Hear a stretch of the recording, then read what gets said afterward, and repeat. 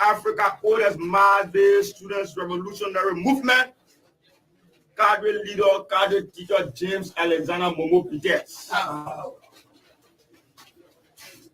Permit me as well to bring you warm greetings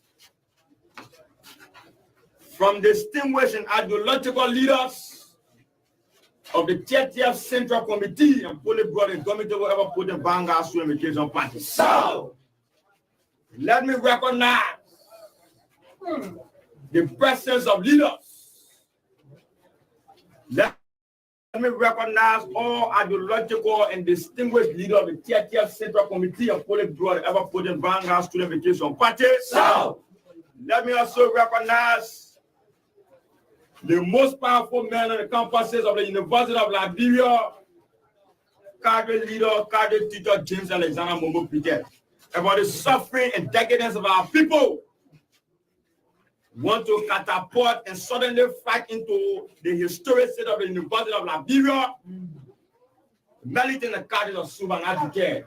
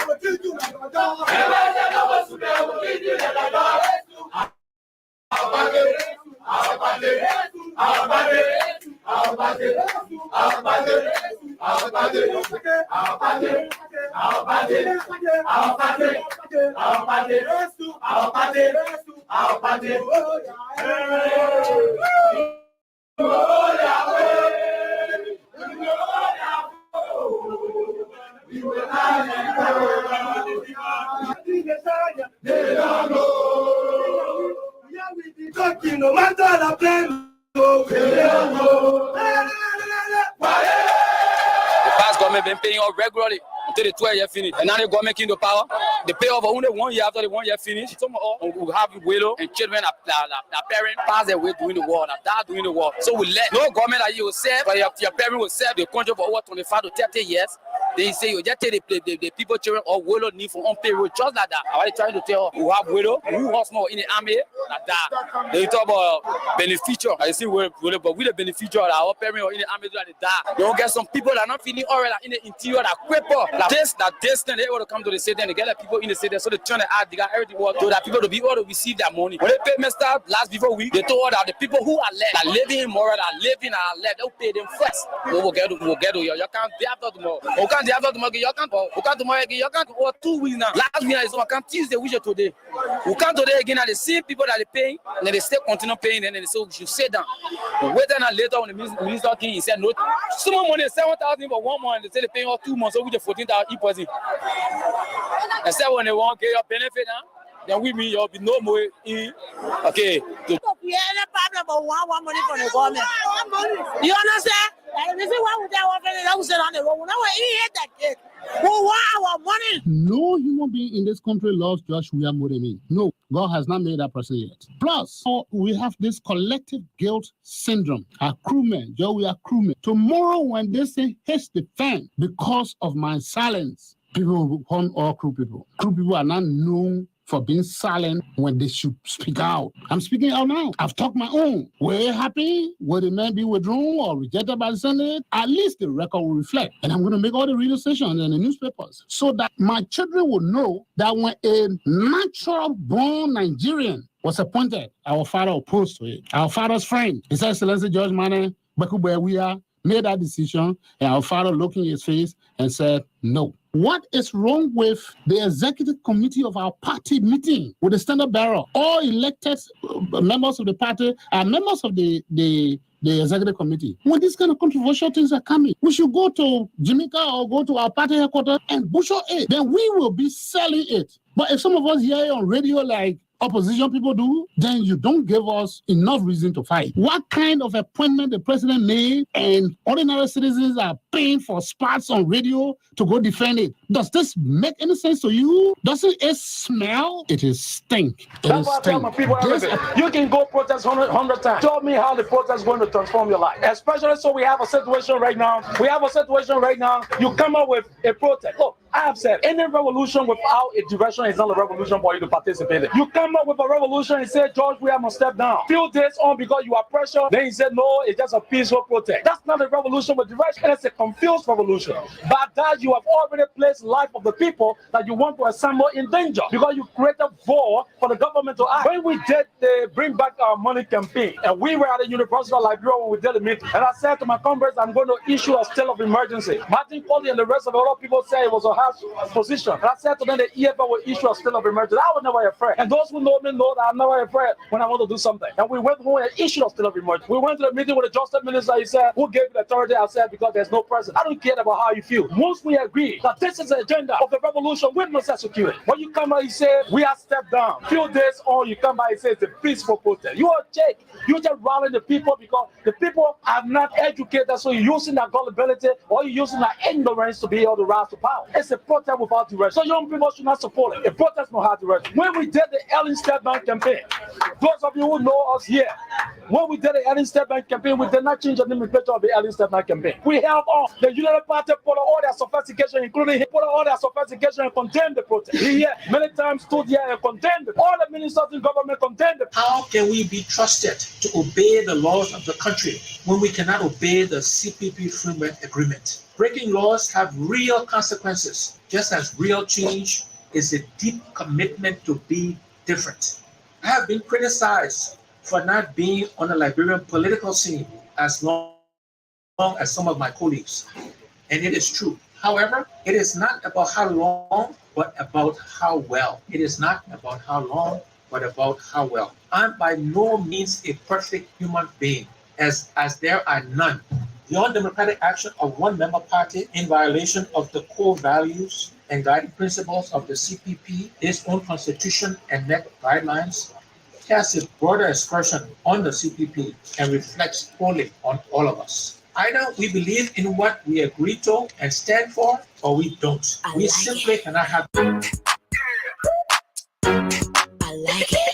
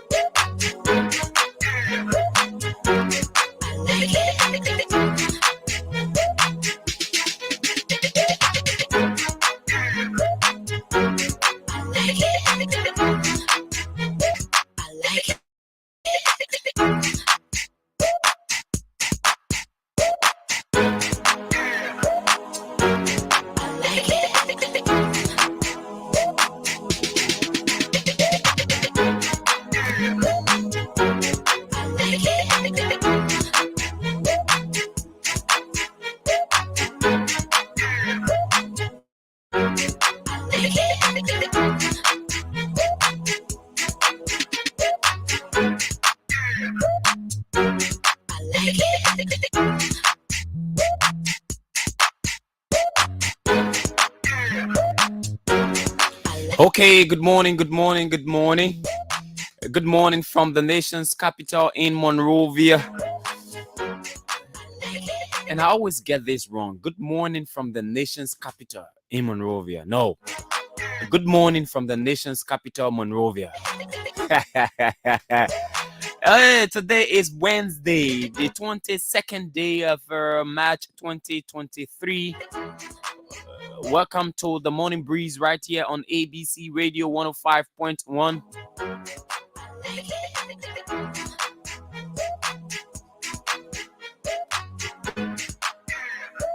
And on the Radio King app, all you need to do is download the Radio King app on your Apple Store or Google Play Store and follow the program. All of our programs, by the way. You can also search on our Facebook page. Just go to the search menu on your Facebook page and put in ABC Radio 105.1 official. And so welcome to the program this morning. And as usual, we go across the country to speak with our correspondents.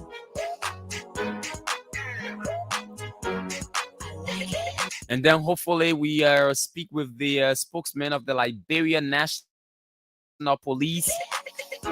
This whole issue of voter stalking, voter bossing, voter kekeing.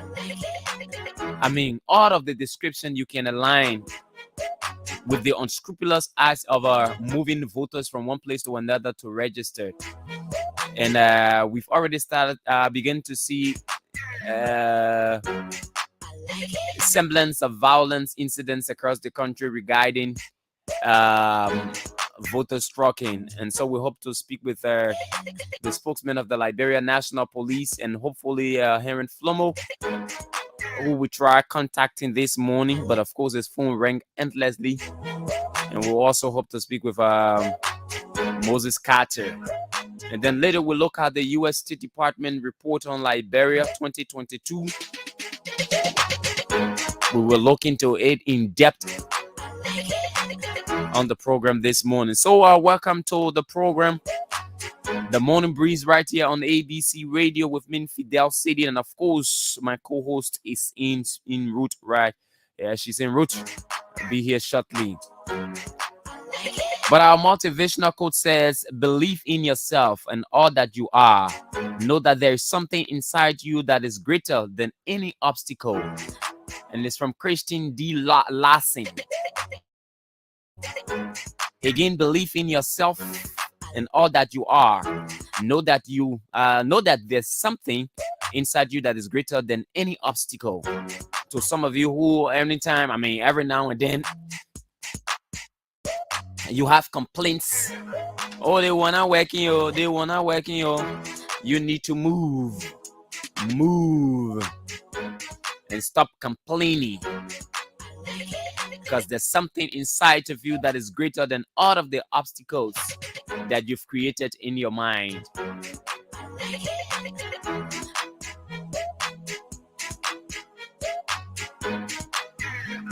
And our African proverb says, don't count your chickens before they hatch. Don't count your chickens before they hatch. Yeah, there are some of you, even before you make progress in life, you allow the entire community to know. Like we say, you don't know where your village people planning for you. So sometimes you allow these things to happen before you actually unravel them. Yeah. So welcome to the program this morning. And our traffic alert. The usual spots should be watched out for.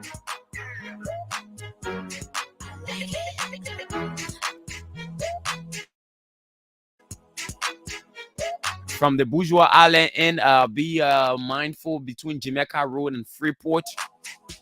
There will be a bit of traffic. Jamaica Road from the Bourgeois Island end and Jamaica Road from the Somalia Drive in. I would say the Japanese Freeway end.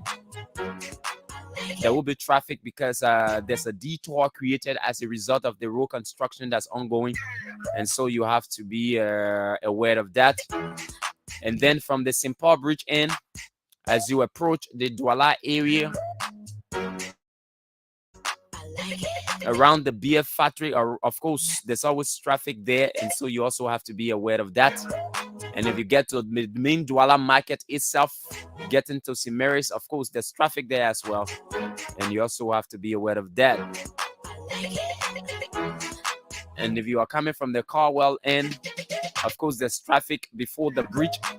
Between New Georgia and the bridge, there's traffic congestion. You also have to be aware of that. And if from the Painesville end, the usual area of 540, just before the ministerial complex. And late yesterday morning, the traffic was all the way from RC Lawson straight to 540, leading up to the Oro end opposite the Nigeria House. So be aware of those low traffic in those areas. Duper Road end, of course, there's traffic around that end if you're leaving from there towards ELWA Junction. Again, there's a detour there, so you also have to be aware.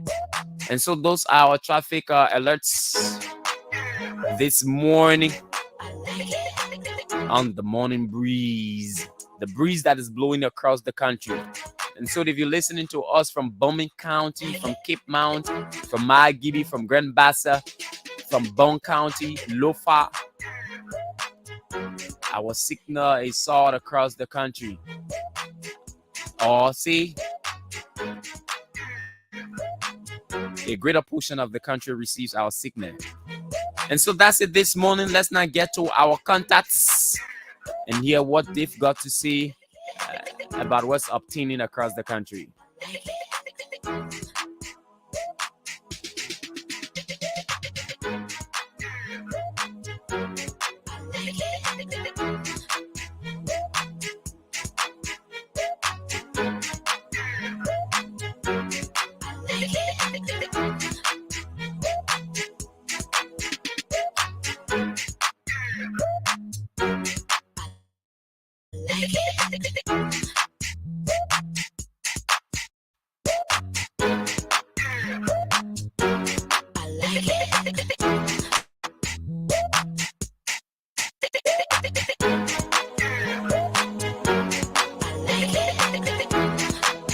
And so the first man on our radar this morning is our man Walcott Kiri from way there in Margibi County, just a little distance away from where we sit.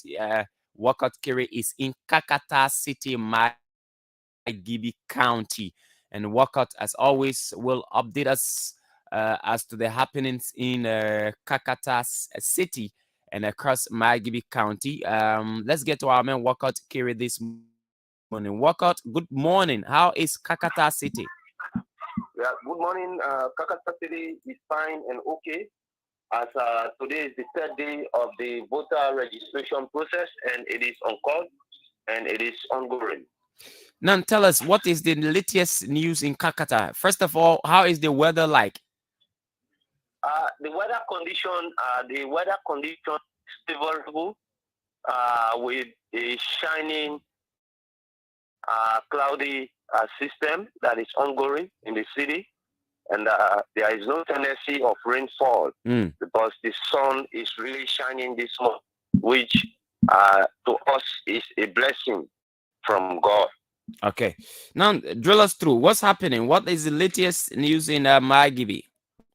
Well, the Liberia National Police County Commander Dixon Paul Kemokai and that of the OPS Brutus Koboy have launched a raid, especially the too many youthful population taking into drug, is posing serious threat amongst the youthful population in the city, especially in Kakata. So as a result, when these youths take into drugs, they become very, very problematic in terms of harassing the young ladies, and in fact, even extending it into the jegging of phones, in the various entertainment centers. So it was something of the past, but quite recently, most of them are taken into drugs addiction rather than concentrating on their education or their schooling, at least to even engage their books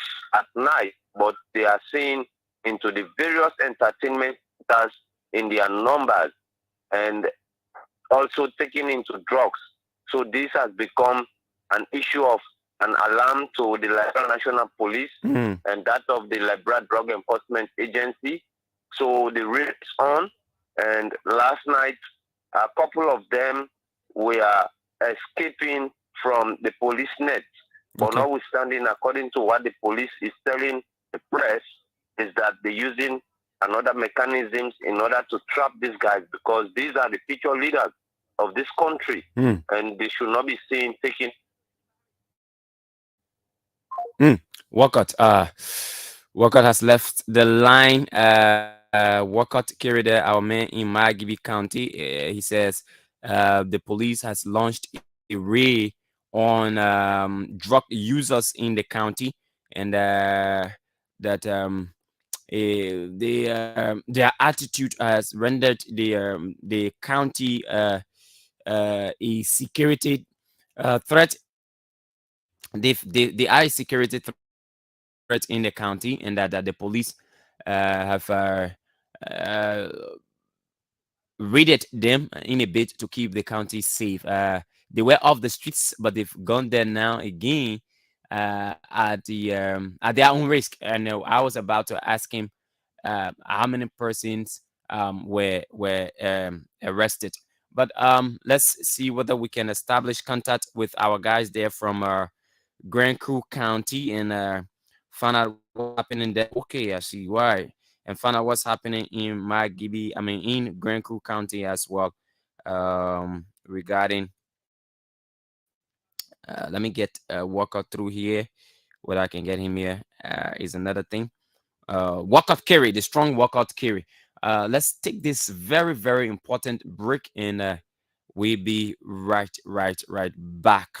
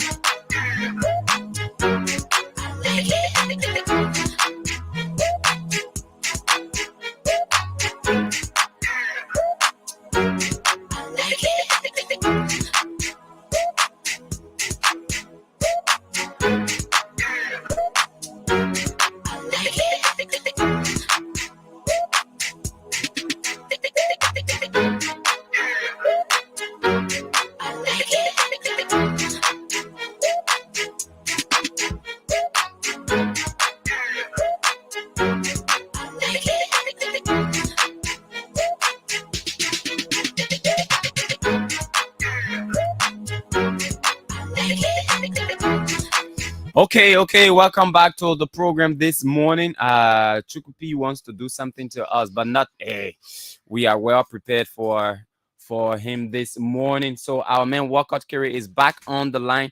Let's get Walcott Kerry. Walcott, we sorry. There was some disruption in the call, but let's. So how many persons have been arrested by the Liberia National Police? Well, as I'm telling you now, we have over 50 youths that have been arrested by the Liberian National Police, and most of them are students from various schools in Kakatama, Gibi County. And according to the Liberian National Police, they are doing this at least to put a deterrent amongst the youthful population, to tell them that they are the future leaders of this country and they should prioritize education rather than social activities. And education is the best rather than taking into drug abuse and causing mayhem in society. So that one is on course, and they will release them this morning. But before releasing them, they will have to advise them as to avoiding the streets at night, engaging into holding their education, their book, at least to study at night, at least to come out with excellent grades in their various schooling, rather than prioritizing drug addiction. So Walcott, on what basis would they be released? Well, on the basis that most of them are underage, youthful population. These are underage youth, and most of them got to continue their schooling. So that's just like the first case from the angle of the law enforcement body, at least to advise them before ever the law will take its real course. But most of them are underage, and they have to continue with their education. Okay. Is there any other thing we need to know from my giving?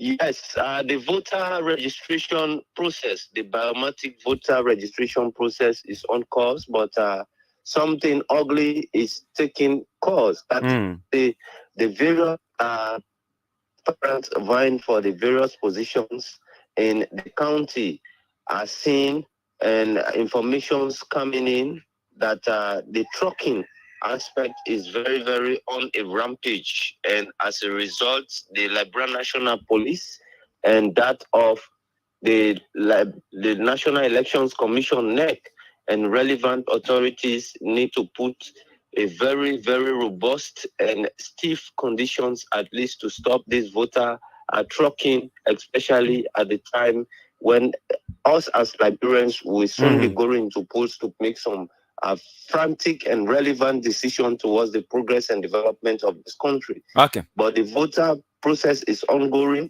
and there are no challenges. The only challenge is that the various aspirants are bent on trucking people, at least to come and be part of the process. All right. Thank you so much, Walcott Kerry from Margibi County there. Walcott Kerry. Let's get to our man in Lofa County, Samuel Bullis. Samuel is on the line now. Good morning, Samuel.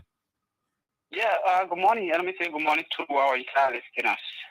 Now, tell us, how is the weather in Lofa County? I guess you're still in Golahun.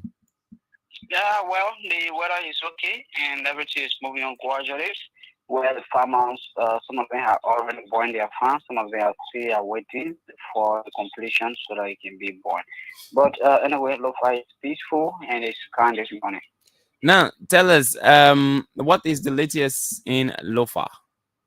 Yeah, when it comes to the latest in Lofa, where we have the entire District 3, District 2, which comprises of portion of Fuya, which is Tinja Administrative District, and also the entire Vahun and Wahasa District comprises of District 2, where the youth wing of the area, along with the first-time voters, are met on Saturday, when all of them pledge their support to the re-election of President Weah and our voices were called Palms October. We are talking to the cross section of the entire body. They notify that we are modified based on the commitment the president have done in District 2 specifically in Bahrain, where they're talking about ongoing construction of the Plutonic, which is going to be completed soon as possible. It's only analysis they deem it necessary. And they were quick. Recently, the chief leaders just made the pledge to Representative Weah, and also talking about the president, and now the youth wing, and also the first time voter coming again together to see how you can emerge on the scene aspect of what is really happening in the very towns. And what reasons were given for their re-election? Yeah, when it comes to the regions, according to them, they said each of the town or villages, the towns in Wahasa Bay Street, in the Foya Bed, and Vahon, Eviento, it has been or cement or easy senator would have been provided by the representative, and also coming by the president. According to them, they said, well, during the time, the former regime, the current regime, they were able to employ some of the chiefs on payroll, like some of the tenants that was bigger, it was shared into two, where now some of them saying they are where they were having one clan chief, now they having two clan chiefs, where they were having two sectional chiefs, they are talking about four sectional chiefs now, where they're talking about some of those the regime. And again, receiving moral by the very chief to receive moral by, it was this regime. Based on those analysis they were making, they said they are supposed to really support from Judy for someone we are. But contrary to that, the moral support headed by the Maya disclosed the matter of fact, it is very critical. During the time the president made the tour, they were able to appeal to the president through his son that because the offer gave to his son, and he said he wanted moral by. According to them, say it had been confirmed that President Weah gave the material to the representative, but she denied to give it to them between the summer. But in response to that, Judy said, now a day, President Weah even gave her one moral by to kind of deliver to the moral psychology of Mahasa. Much more, they're talking about 50 moral by, saying that 50 moral by to be delivered as a lawmaker, you just consume that. What really you mean when it comes to the helping of your people? Okay. It's talking about one more body could be seen, and those are the things they were talking about. But really, the first time voters and that of the youth on that portion were really in the gap of re-electing President Weah and that of Representative Weah.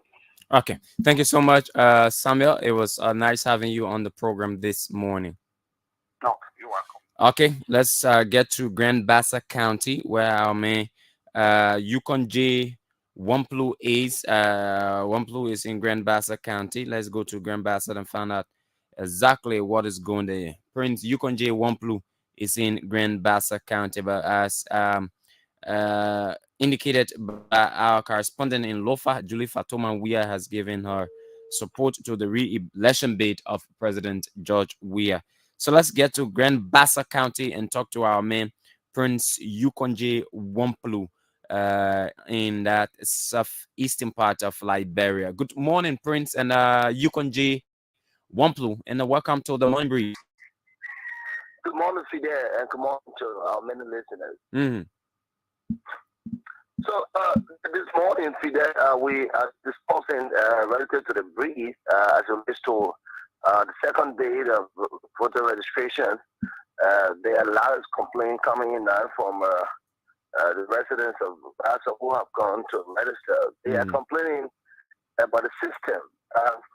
They say it's been too long for one person to be registered. And some of the people who are also recommending to the citizens to use their internet and fast track the process is also slow. And so they're asking that the National Elections Commission can increase and send people who are the nation to the various centers to start working on this. So another thing yesterday, 2 buses were denied. People in the 2 buses were denied to register 2 of the centers in Buchanan City. That's the Upper Buchanan area,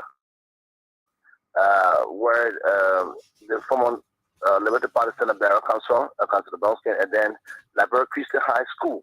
So the complete people denied them on ground that it came in buses and they are not from the community. So they have to push them away from the centers. There are a lot of allegations, finger pointing to some publication, but that is not authenticated yet, so we cannot say this person is responsible or not. But two bosses deny with human being in his very park at Christian High School and that of the Upper Buchanan. Okay, so I mean, what has been the reaction from police, local police authorities in the area regarding the trucking of people in Grand Bassa?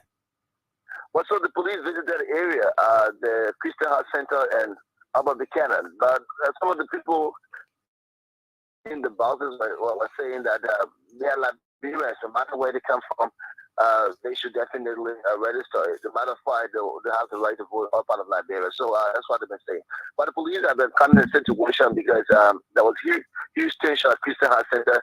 The alcohol led into fist fight. So the police calmed down the situation. At this morning again, we've been told by the traffic police that they'll definitely be visiting the various centers to see as whether there's tension there. But yesterday was a real tension park in Buchanan City because all of the centers were completely on the voter registration process, the machine, as well as people coming from other part of Liberia to register in Buchanan District. Okay, Prince, thank you so much for filling us in this morning. Always a pleasure, Fidel. Okay, it's Prince Yukonje Wamplu there in Grand Bassa County. I've just been joined by my colleague, Dennise, Auntie Dennise. Good morning, Dennise. Good morning, Fidel, and I've been by you. You know, we were taking a call, so yeah, it's good to be back on the Morning Breeze. So we are here again to inform the Liberian people about what's unfolding in our country and what matter to Mama Liberia as it relates to our own well-being, and especially as we, I go through the process of voter registration and all other vital importance in our country. Okay, and how was your joining here? I mean, you were explaining some kind of thing to me. Let the people hear. How was it coming here? She laughed. I only told you that I got in a 40 car. Yes, and that car had a breakdown along the way. So that was some of the unfortunate situation that we go through in the morning, making our way to work, to do what we are called to do in terms of making Mama Liberia better. So we are here this morning and too many things to talk about. We're going to be talking about on the breeze. So that's it. Yeah. So many things to talk about. Of course, I'm trying to establish contact with Moses Carter. Listen, yeah, I mean, the day before yesterday, Dennise, we spoke about this thing about voters trucking, and we spoke about the danger it poses to the security of the state, because we are aware that there will be people who will stand in the way of those who are bent in trucking people, that will stop them from trucking. Sure. The news reported yesterday that a truck was empty a bus. Yes, empty a bus was damaged as a result of people who were on their way to Bombing County to get registered. They stopped them right at the Broadway store inn. Stop them from proceeding any further. Now, we also saw from our correspondent in was it Gbapolo County, where it is reported that a man was killed because he led a group of people in truck to go to Gbapolo to register, and those who were at the inn serving as security guys, local citizens serving as security guys to stop trucks or buses from entering their communities. They got angry, and then it led to the death of the man. Now, this is very important, and I want the security forces and the National Elections Commission to treat this as a national security issue. What we are witnessing now across the country, every county that you call in, you realize that there are complaints of voters trucking. Yeah. And this is not good for us. Besides the issue of our democracy, but the security of the state is at stake. And I think that the Liberian National Police, in concert with the National Elections Commission, because it is a clear violation of our elections law. The NEC has even indicated that. And it is clear in our constitution that, I mean, you should register where you are to vote, where you reside. Yes. Now, you can't move from one place to another. You move from, for example, listen, there's a difference between you going to a particular locale out of your own volition. And there's a difference in you being trucked and paid and trucked to go to different locale to register where you have absolutely no interest. And you go and impose someone on those people. Yeah. And this is not right. And I want all of those who are listening to us this morning to pay key attention to this. It is not good for our democracy. Not only that, it places our state under security threat. Because if Party A is moving individuals from Montserrat to bombing, for example, and Party B is in bombing, Party B has worked in bombing, Party B is connected to those people in bombing, and you are taking people from Montserrat to go and vote in bombing, obviously it will be resisted by Party B. And so you will realize that people will be at loggerheads. We don't know the extent to which these confusion will lead. You know, some time ago in bombing, when Snow was running as senator, people were stopping people from going in bombing county to vote. And it led to people taking cutlasses and even guns, single barrel guns against one another. And we know what happened in bombing county. The same is sweeping across the country. And everybody acting like they not know, they not care. Yeah, and this is kind of early warning, you know, exactly, indicators or indication to government to ensure that, you know, they get on their gains in terms of protection, in terms of safety. Because if we see this happening during voter registration exercise, what will be happening during the day of election?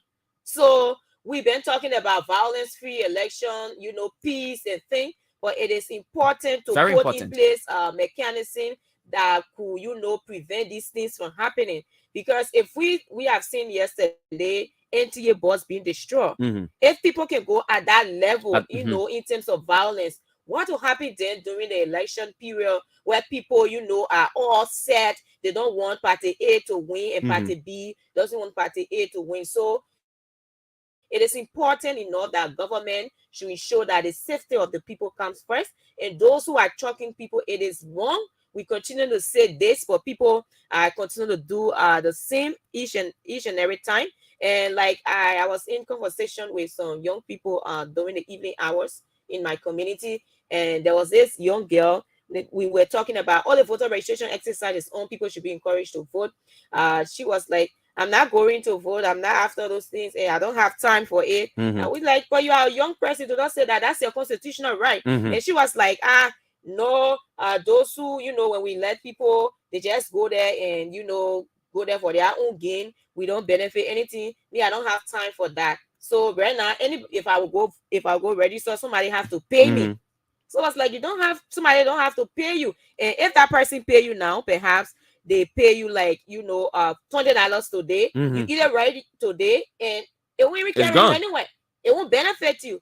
$20, $75, that won't sustain you as compared to the harm that you will be causing for those in that other district that perhaps that person is paying you to go and register so that you can vote for them. And when they are elected, at the end of the day, they don't do those things that matter for the people. So we continue to say voter choking should be discouraged across Liberia, and those who are in a constant habit of doing that should desist from that. That is not good. That is not a good practice in our democratic system that we all profess, we all talk about. It is not good.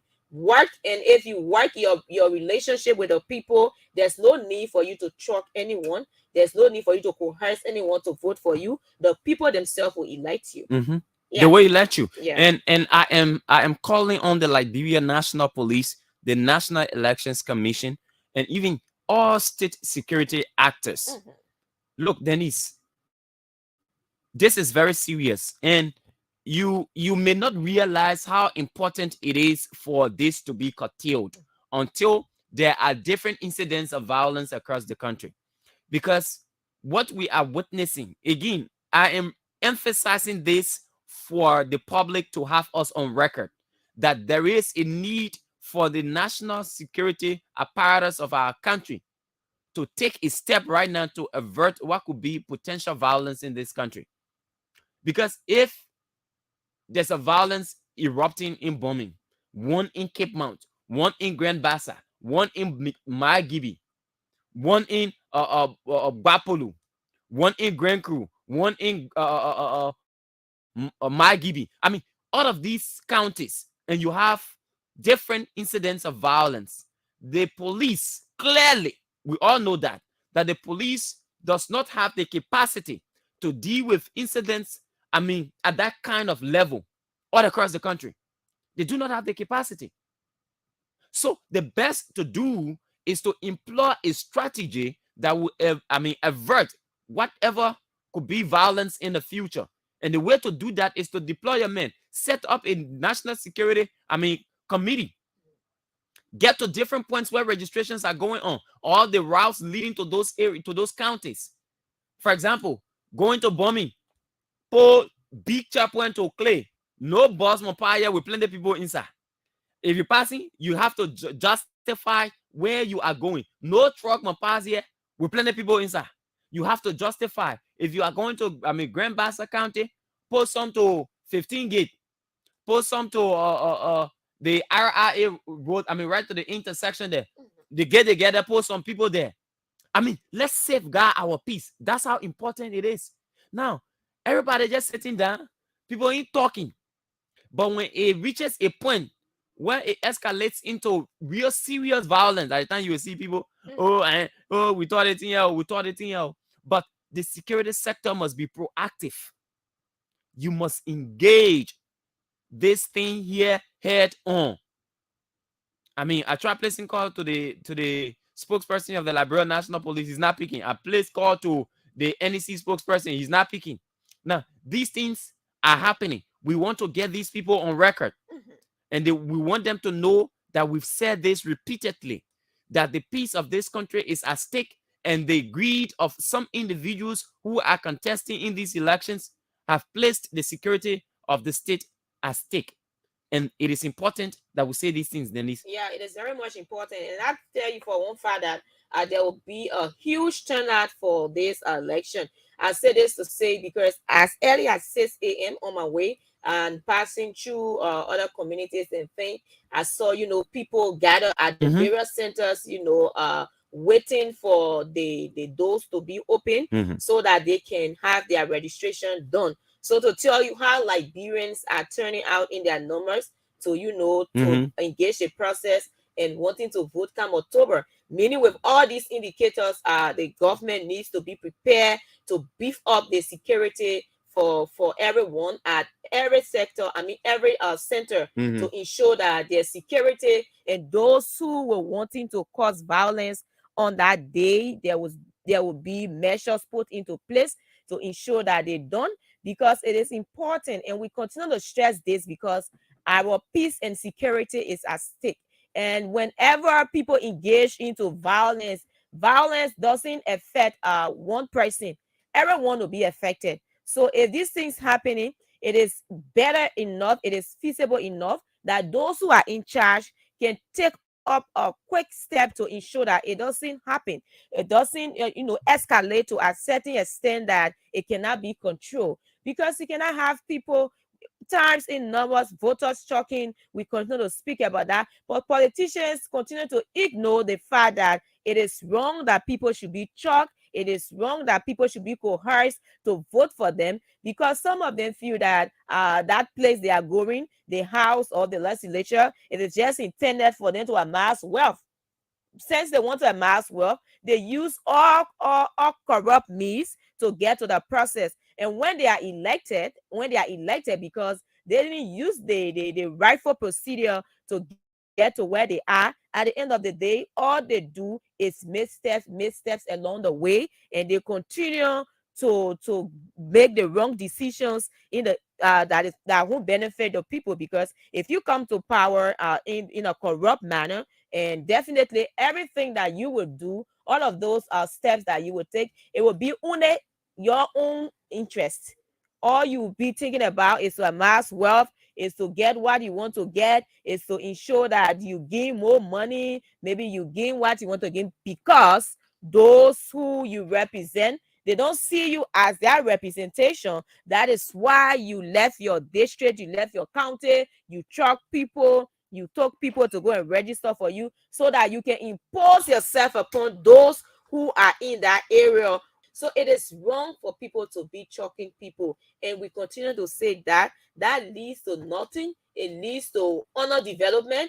It leads to non-improvement in the society, because if you go there, you don't do the work of the people, because you went there as a means of, a corruption, or without integrity. You took onto that position. Definitely all of your proceedings will be in that light. You won't care for the people. All you care for is your own interest. So there's a need that they desist from what they are doing. And if they should do that, there should be measures put into place by the authorities to ensure that is resisted in the strongest possible way. Yes, it has to be resisted, and that's why we need to hear from our people this morning, Dennise. We need to hear from them, from your various communities. What have you observed? What do you think is the way forward in us as people to avoid this thing about this whole voter trucking thing? Because they're not serving us right. This is not serving us right, and we are all aware. And there are some of us who are participants to this thing. You in your community, somebody can take you from there and say, like, yeah, you so play because we give you $10 or we give you $20. And this is something that we believe. You as individuals, you in these communities, you yourself have to look at yourself and say, this is not right.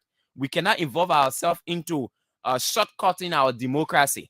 We can't pierce our democracy in the stomach, like all of you are doing. Sometimes you said you criticize government officials, the way they conduct themselves, but you yourself, you've not come to the realization that your role in these elections are very important. You've not come to realize that the roles that you have to play as citizens, those roles are very important. The first thing is you have to register where you reside, where you have stake. There is where it's foolhardy for you to allow yourself to be trucked, bussed, or kicked from one end to another. I mean, that is unfortunate. And we need to hear from you this morning. So those of you under the sound of our voices, you and I know that what you are doing is not right. You live in communities. There are people who reside in those communities. There are people who you are aware are not members of those communities, but they come there to come and register. And that is why we are calling on the security forces. We are calling on the National Elections Commission to nip this thing in the bud. Because if it is that is not done, we foresee violence. And we let it be clear here. We not let the old man when they were coming out, they say when you let men tell you will get pregnant. They don't want to tell you the real thing. Yeah, we'll tell you the real thing. The reality is the action of trucking is a recipe for chaos in our country. And it must be discouraged. It must be condemned. It must be stopped by those who are responsible to bring sanctity to our democracy. It is very important. And that's why we continue to stress this. So we need to hear from you, our people. Let us hear from you exactly. Have you been involved? Have you been trucked? Do you know people who have been trucked? What actions are you taking to stop those who have been trucked in your communities? What can you do to help state actors so that this trucking thing can come to an end? I heard one of the aspirants in district number 7, Emmanuel Dan, on our news program, and he was actually furious about the way trucking is going on in district number 7. For him, he believes he has worked, and the people of district 7 must determine who becomes the representative, not people from outside who will be trucked into the district. Exactly. And so he has a problem with that. So our people have to, aspirants need to be sincere. We need to hear public condemnations from these aspirants on trucking business. Sure. Let know whether they're not trucking too. Yeah, and talking about Emmanuel Dan, he's been one person who has been consistent, and that's the trend of someone seeking electable position. He has been consistent since 2017. So in that light, someone like that, the people have seen the connection, they have seen all of those things. But if you feel that some other aspirant perhaps might feel that no, there's no connection to that, and there's a way they want to do, trucking, that is wrong, and that should be resisted. Should be resisted by the community, and it's not a good thing. As it is now, let's open the phone line 077-105-100, 077-105-100, 055-105-100. There is no important conversation in our country right now than us discouraging voters trucking. Yeah, this is the most important conversation we can keep right now in our country. Because, like we said, what happened at Brovis Store yesterday, it could happen across the country, and the security forces will not be able to contain anything. Let's take this person. Good morning. Yeah, Mohammed, let's hear you. Yeah, my man, to get the junction is damn fast. Up to now, they go refuse the car. Go sitting down there, the whole place damn fast. What exactly is happening there? The police station now, the police station up to now, the police is Well, I think that's time opening time, right? Yeah. The place damn fast, damn fast. Okay. Have you asked the time that the station will be open, the centers? Yeah, up there, the place. What is the time that they told you people that they will open? So perhaps it's not yet time. It's not time. By it should open early, and that's what we need to also establish. But okay. Okay. Exercise a little patient, and that will be done. Okay, let's take another person. We discouraging voters trucking. Good morning. Good morning. Yes, sir. Yeah.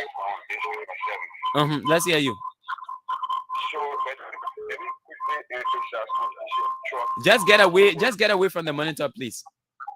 Yeah. So let me where we were issue of trucking, quote unquote, yeah. So they come on there. And about 30 points was capture, sent over to Central by the lawmaker. They were chopped back. Do you have evidence it was Solomon George that was trucking these people? Yeah. Do you have evidence that it was Solomon George who was trucking these people? So it was him, those people when they were trucked, it was in his command. All of a sudden when they went to the police center, there they were caught and they were taken to Central. When he went there on an instruction to free those people. Okay. All right. We cannot independently verify that, but let's take more calls. Good morning. Good morning, Fidel. Good morning. Good morning. I'm getting a call from Dennise this morning. But Fidel, I said Dennise, I watched an incident before yesterday. I was on Johnson Street. I want to get a price to pin at Johnson and Bessie. Then I saw this Caribbean bus, the Caribbean bus in the park. I saw people getting down with the bus. So I decided to walk on Kerry and Johnson. When I walked around the Kerry and Johnson, I saw another Caribbean bus. People were getting down with the bus. And then I decided to walk and start coming back, taking the Kerry and Johnson Street, walking down. When I followed down around the Lee and Kerry Street, I saw another Caribbean bus. We were getting down with the bus, so I got concerned. I took my phone from my pocket. I wanted to do a recording. When I got in a black cap, black t-shirt and black jeans with wet sneakers. As soon as he saw me taking my phone, he started coming towards me. You don't know what happened. I was about even know it. But really, I wanted to do a recording. Okay. But when I tried to picture the whole situation, I saw people walking down the border park up Kerry and Johnson Street. I saw the whole group walking down. So I decided to walk further down around the 18th Square. When I stood up, I saw the whole group coming from up Kerry and Johnson, coming straight, and they came straight around the ATM building and they formed a long line there. What I'm seeing here, that's the truth and nothing but the truth. I want to do a picture, evidence or video recording about presented. Okay. So what is going on is very wrong. Those that are in authority should come in and see how best they can stop it. I want to thank you and say the need for continuing to inform on this issue. Okay.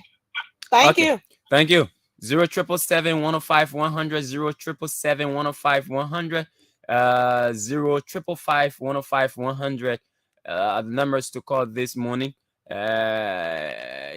Call those numbers 055-105-100, 077-105-100.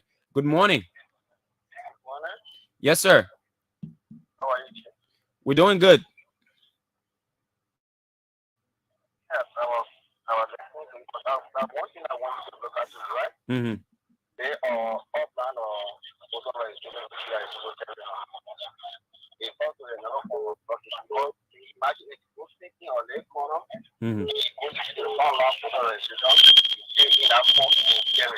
Now let's look at this other aspect. If you carry your phone to that you're not going to ask any questions when you call your parents. So we just look at the other angle. If there's another form of voting, but if that may go taking one corner and get over the person and the online voter registration, if they go to the center, you're not going to ask any question anybody who is going to shoot up. So we are manually get us and watch this from which one is from who your parent is. Whatever means we online. That's going to ask any question. Exactly. So, that if it's foreign or home, get what I want corner. On a book, get what I want corner, and get what to that store on the phone and get the pair. You're not going to ask any question. They will just take your phone and get you in, then the vote. So you can look at the other angle. If you let them just that I want to see my photo results. Okay. So that's because yeah. The major put internet on his computer.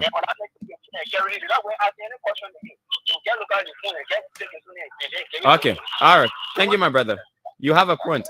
Thank you. All right. He's making reference to the online voting process, Dennise.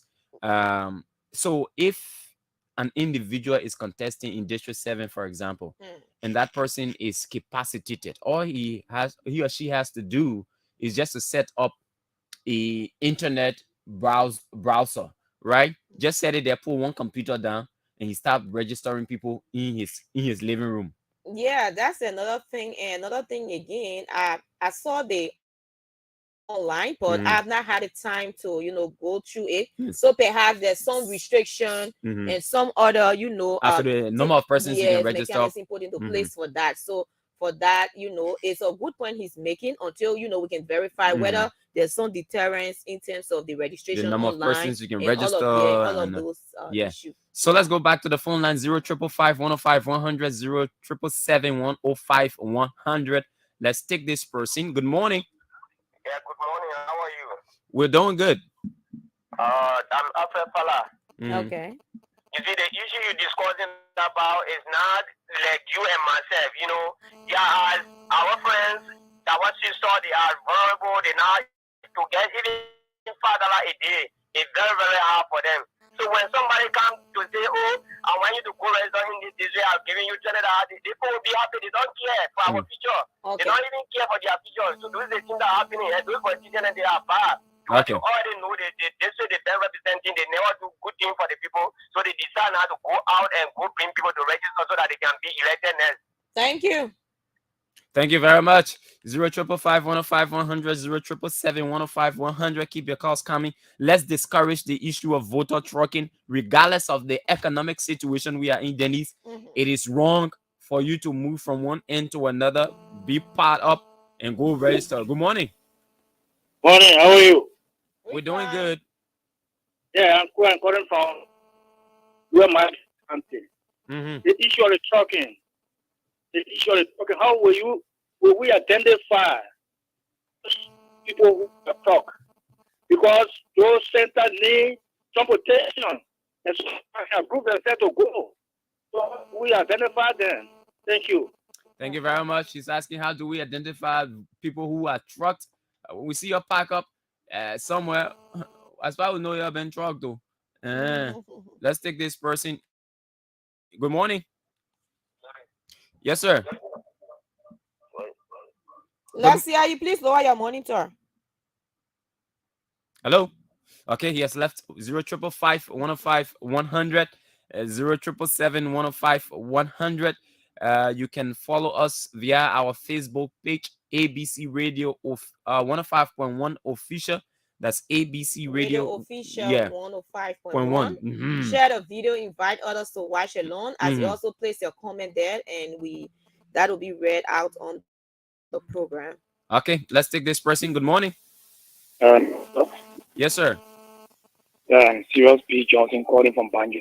Let's hear you. I'm told Banjo is one of those areas that people leave from to go Cape Mount and bombing.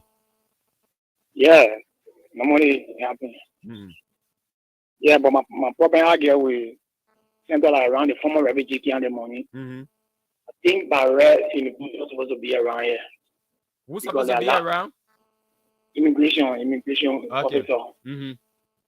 He am an immigration officer, and you know they were close to the beach. There are a lot of people use this house to kind of register. Mm-hmm. So I'm Okay. appointment in the morning.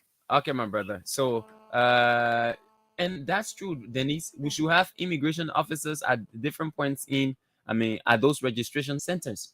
They should not be left vulnerable. Immigration officers, police officers, should be there. Good morning. Yeah.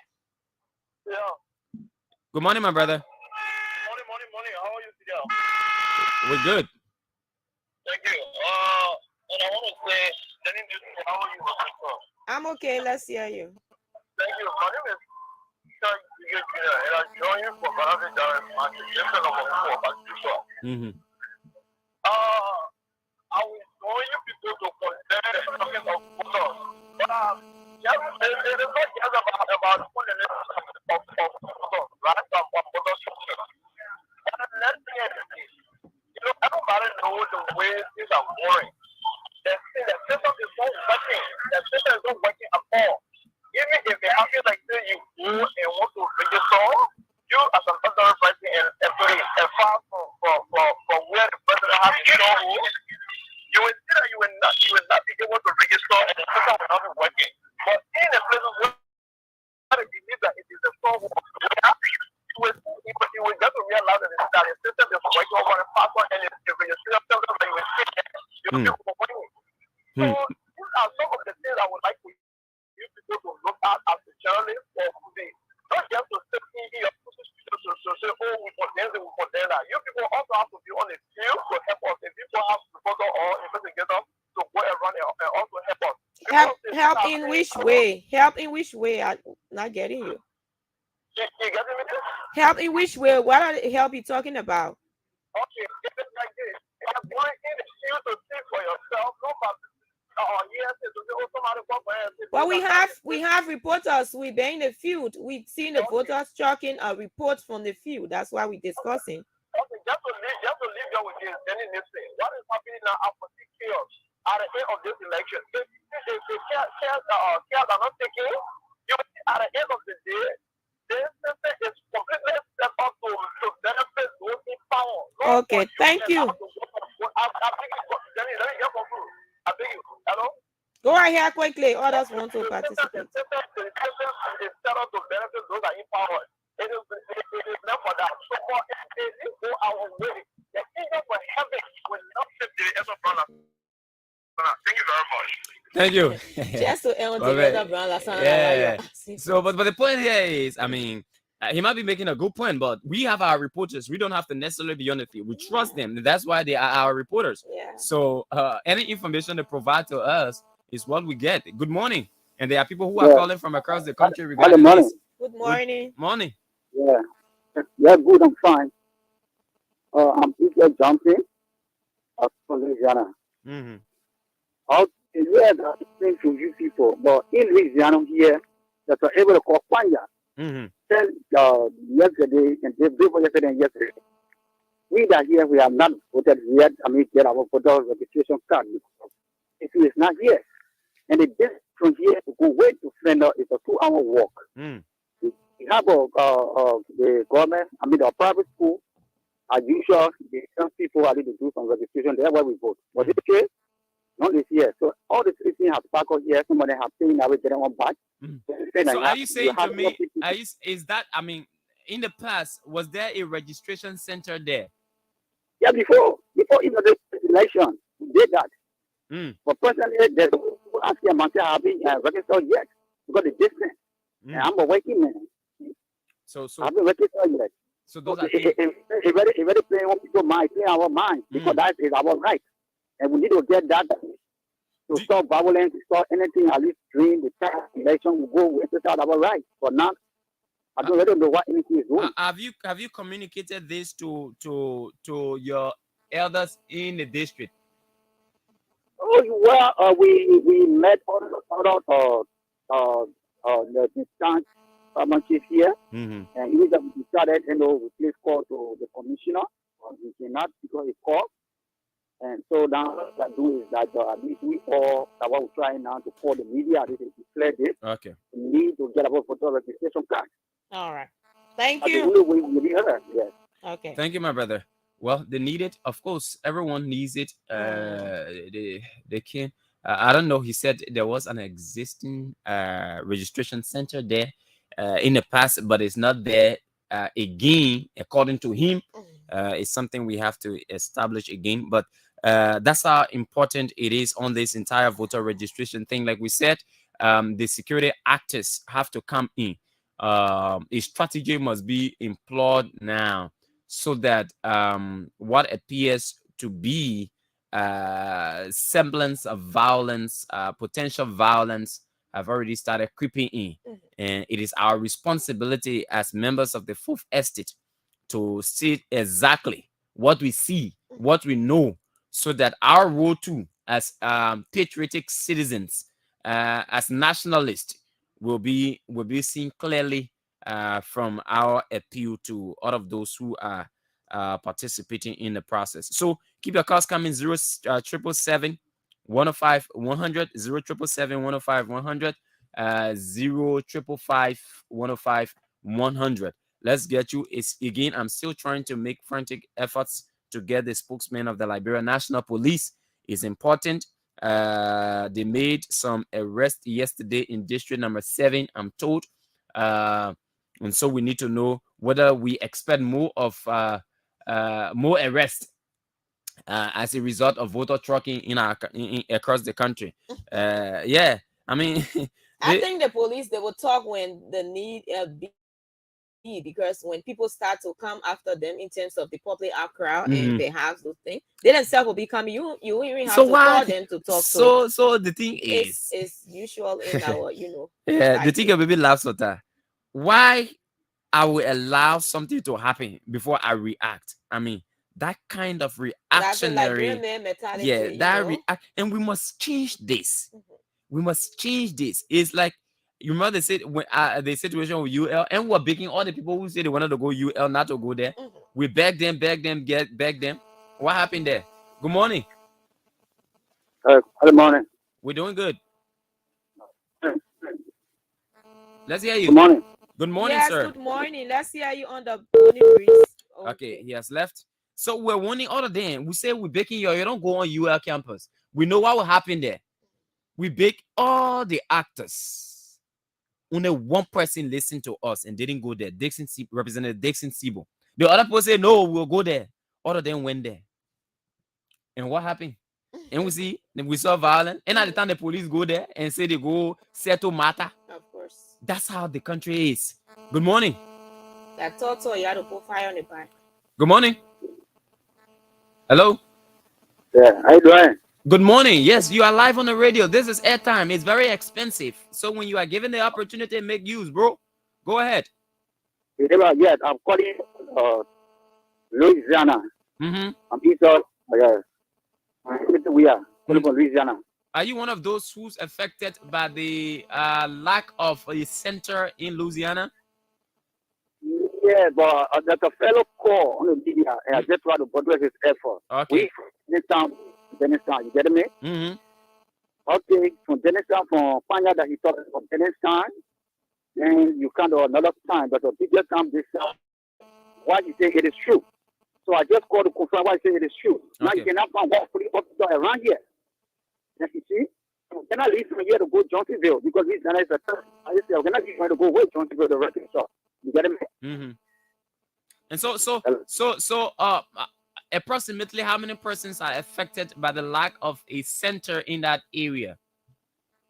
For now, I don't really know the total. Usually, the whole area is populated because this area is a new area. People live on the roof here, they have residing here. Everything.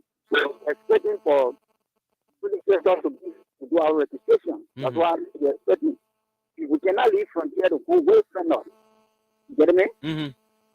Yeah, so like I was asking the previous caller, have you contacted any local leader in your community to see how they can get to NEC to have this resolved? Yeah, but the people, they are very aware, but we cannot see any effort. Not when somebody start leaving this place, I'm going to Johnsonville. That means I would do because we need to vote where we reside. We cannot go to Johnsonville to register, and somehow we don't want to be part of it. Is that the only center within your location? Oh yes, yes. The only area. It was the last area. Why we cannot see the NEC? Why? Here's the question. Okay. Thank you. Okay, yeah. I mean, I hope people from NEC, are listening, and because it means those people will be disenfranchised, and I'm sure they are in the same district with those who are in Johnsonville, and that's why he's even saying they will have to go with Johnsonville, and they do not have the luxury of time and financial resources to do that. But if a center was there, then I'm wondering why the center was removed, and whether the center was removed or people were not assigned at that center. So it has to also be established. But again, we cannot do this in the absence of not getting to those who are responsible for information dissemination. Every time you make effort to get to people who have the information and do not avail themselves, then it becomes difficult for you to do your job. And that's exactly what's happening to us this morning. 0777 105 100, 0777 105 100, and 0555 105 100. Call those numbers. Let's hear you. What is the voter registration process like in your community? And whether you've seen or experienced those who've involved into voter trucking, and who are those individuals who believe are associated with voter trucking. I mean, in Bomi County, Dennise, there's one guy who's noted for trucking, and so every time election is around, and unfortunately, he doesn't win election. I don't know whether the people that he can try to go and register, they can go back to vote. I mean, he's notorious for trucking people. Really? Yeah, but he can win. I don't know what happened. He can win. Good morning. Good morning. Yes, sir. Yes, my name is Jacob Swagger, and I call you from Congo District number 10. Let's hear you, my brother. Okay. Actually, I'm very angry this morning because I left my house by 5:30 and went at the police center, Associated Berry Fee, to register to get my voter registration card. I gave all my information, and they started trying to tell me that you know, verifying my name, everything, but he still made a mistake with my birth month on the card that he gave me. And now when I had to hold it, because I was not born April, I was born August. So were you not there when the information was punched in? Yes, I took it. I was there, and he spelled my name, was spelling my first name, my last name, right down. Then to reach the birth month, and he said, "Oh, I already printed the card off." And I seen April. I didn't know, but I tell you, August. I was born August 1993. I was not born April. All my documents are getting there April and August. Okay, but let's talk about this voter trucking thing. Yeah. Yeah, and also I got information that someone from district number 5 are carrying people 30 to go register. Oh, they take people from the person. You got information, but you are not in the district. So that's speak to where you are. It's not information you getting. It's safe, eh? Yeah, my district is safe. How safe is your district? Brother, we'll pass you around. Police for ourselves will not tell you.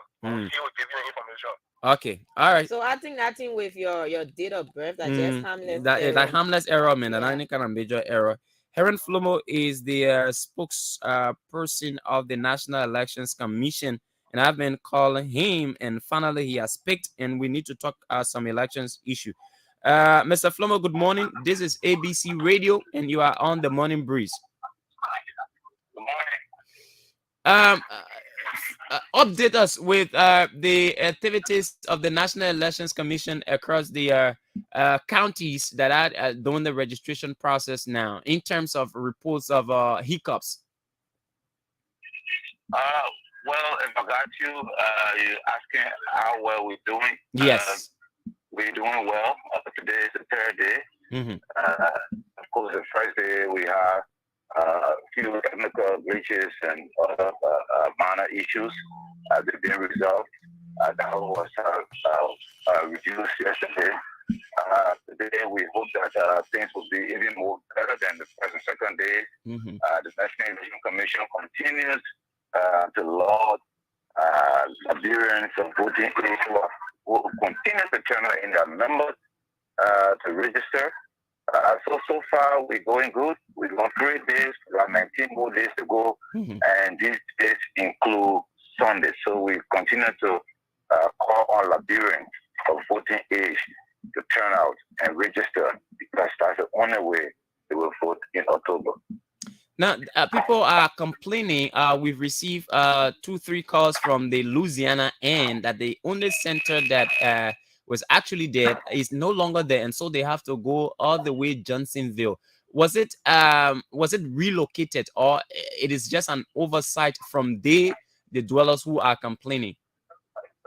Well, what I can say is that about 16 to 8% of our all 2,800 centers around the country were shifted. About 80% were. Yeah, can I shift your position a bit, Mr. Flomo? Yeah, so I'm actually walking. Okay. Okay, yeah. Just, so yeah, some were shifted intentionally. Some were shifted unintentionally, inadvertently. Those have been corrected already.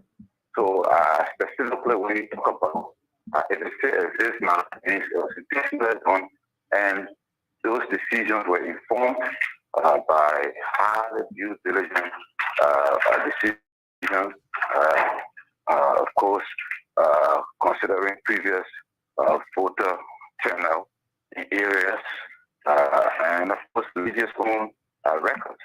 So some of the areas, because of population distribution, population growth, movement, the density.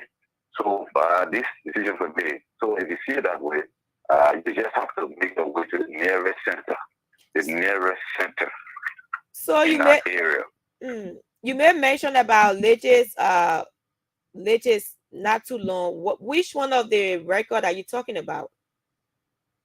Well, it just has the constitutional right to do all these work about making sure that voters are known, what have you, shifting of data, what have you. So we did a lot of assessment.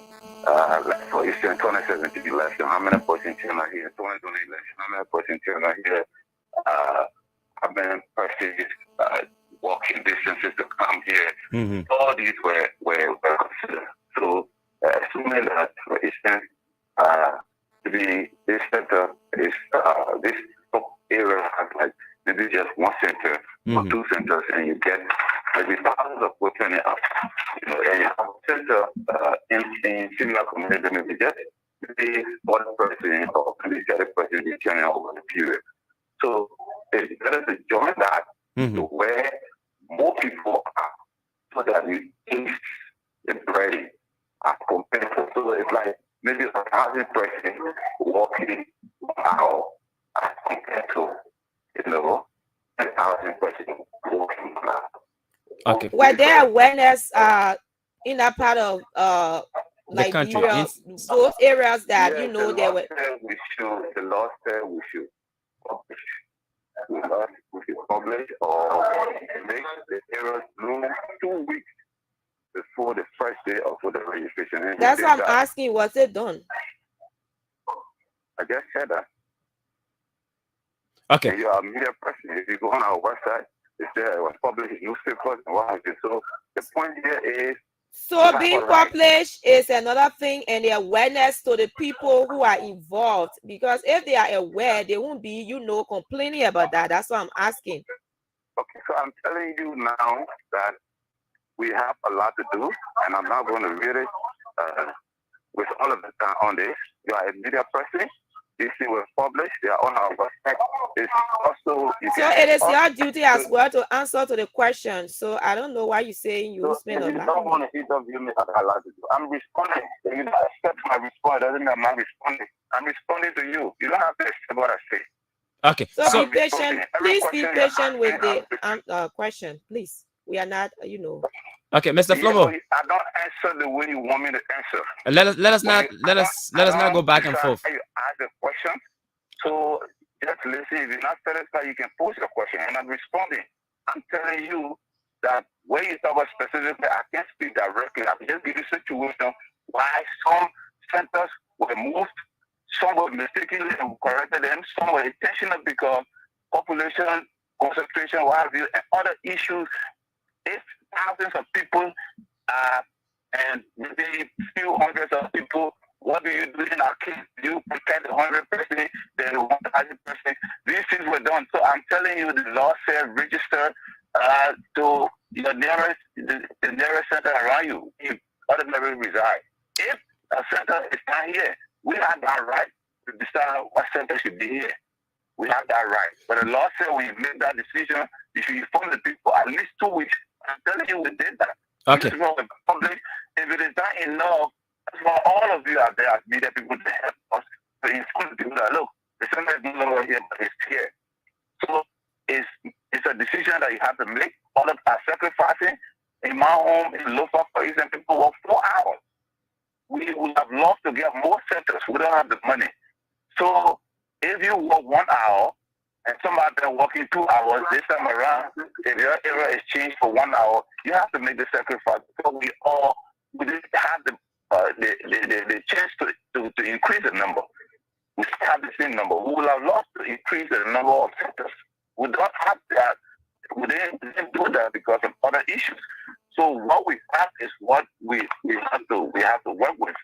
Okay, Mr. Flomo, one of the key things that have characterized this registration exercise is the issue of voter tracking. Is the NEC concerned about this?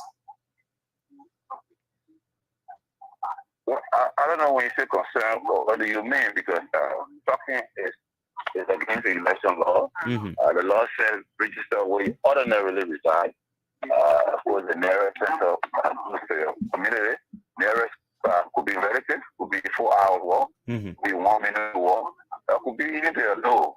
All right. So, so if the law tells you to register where you ordinarily reside, it means leaving from there to go to different places. It's against the law. But who determines who is trumped? Is it a community member or NEG? So these are issues that we all, as media people, will have to help to educate our people. So okay, go ahead. So there's this concern about the online registration. I don't know. We like to know whether there is no online registration.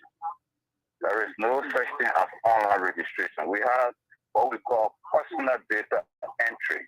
Okay. It is not online registration.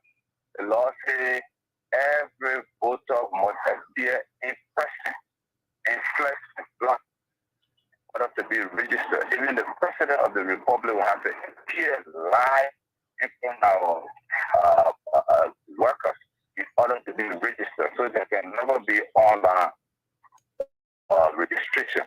We have something they call personal data entry. In other words, you are only doing for yourself what when you appear at the center the registrar will do for you, because you want him or her to speed up your process.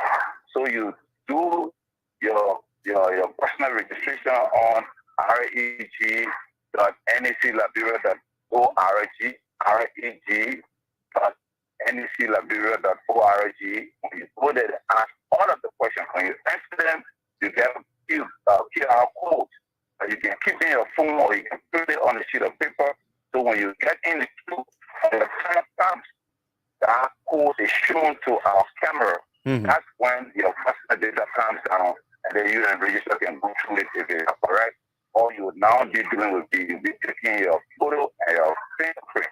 So in other words, it saves time. The person before you could spend 10 minutes, you could spend maybe 2 minutes. So it's only to speed up your process when you shall reach the registrar.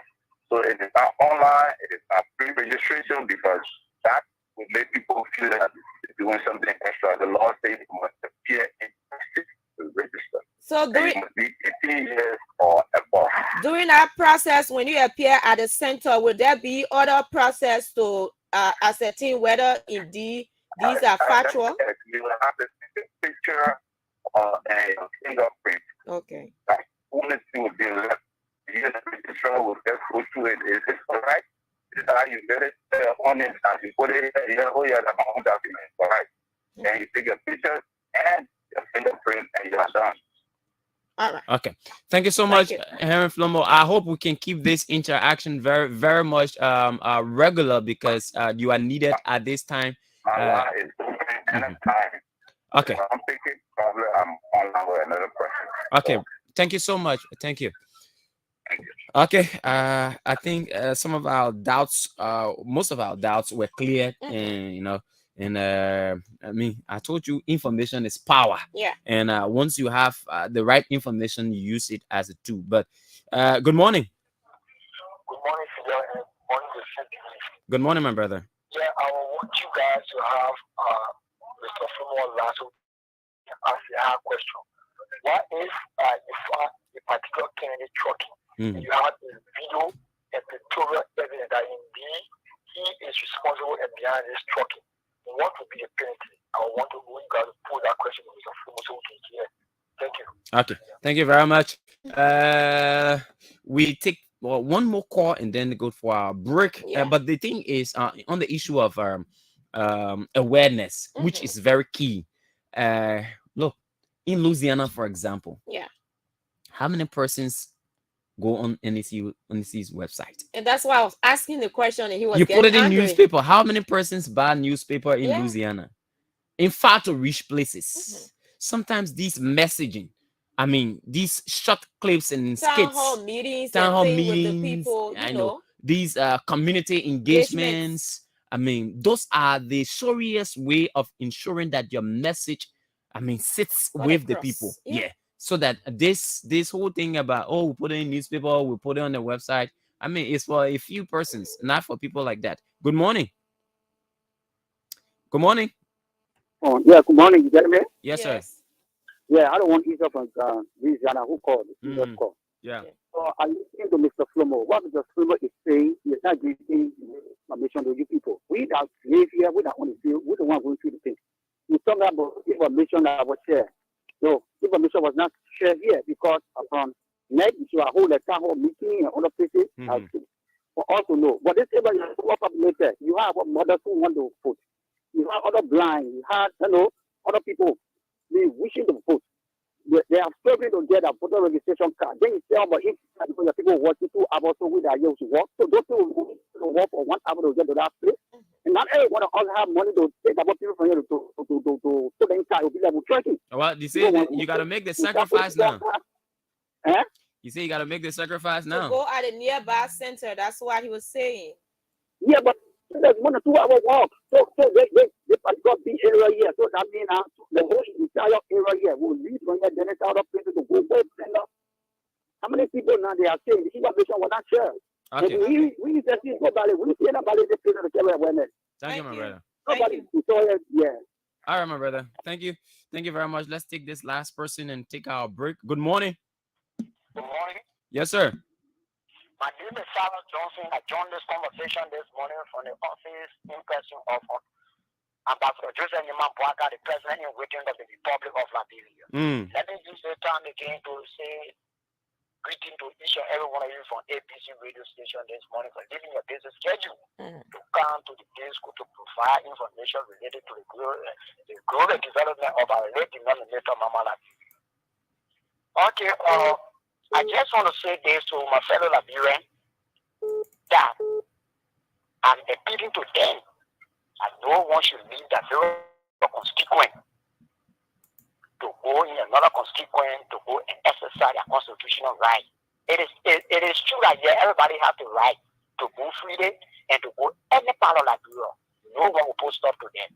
But when it comes to electoral law, the electoral law of Liberia says you should remain in your constituent to obtain your identification, that you will be able to look at all those candidates that will come to set themselves for you to wait there and to take the individual who you think that will gain authority that will transform the life of Liberia, and that is including your constituent. Thank you for giving me the opportunity, and long live ABC Radio. Thank you very much, my brother. Thank you so much. We'll hold on to the calls. Keep your calls. Hold your calls. By the way, let's take our break and be right back on the program this morning, the Morning Breeze. Yeah. Bokonjide Group of Companies, a 100% Liberian-owned company with over 20 years of experience, is the name that stands tall in the microfinance, construction, and general services industries. At Bokonjide Group of Companies, we pride on character, integrity, honesty, confidentiality, and creditworthiness. Approved institutions or entities under the microfinance service include House of Representatives, Liberian Senate, General Services Agency, Financial Intelligence Unit, and General Auditing Commission. Others include Governance Commission, Cooperative Development Agency, Ministry of Gender, Liberia Anti-Corruption Commission, National Public Health Institute of Liberia, National Port Authority, Group of 77, and the Ministry of Foreign Affairs. Our construction services include the construction of residential and commercial buildings, while the general services include apartment renter, apartment for lease, furnished apartments for short stay, general printing services, and a yard with swimming pool to host events. Bokonjide Group of Companies is located on Capitol Hill in Monrovia. For more information, call us on cell numbers 0770-520-958 or 0777-017-603, or better still 0886-622-559, or email us at bokonjidegroup-of-companies@gmail.com. Bokonjide Group of Companies, Nunde.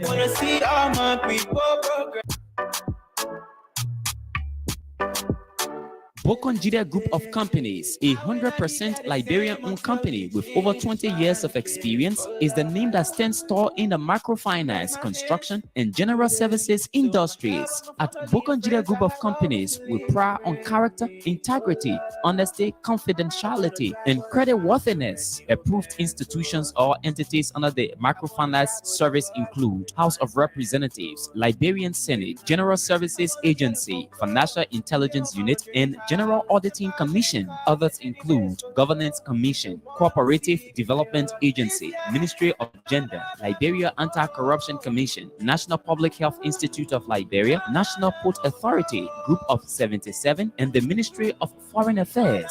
Our construction services include the construction of residential and commercial buildings, while the general services include apartment renter, apartment for lease, furnished apartments for short stay, general printing services, and a yard with swimming pool to host events. Bokonjide Group of Companies is located on Capitol Hill in Monrovia. For more information, call us on cell numbers 0770-520-958 or 0777-017-603, or better still 0886-622-559, or email us at bokonjidegroup-of-companies@gmail.com. Bokonjide Group of Companies, Nunde. Wanna see all my people progress.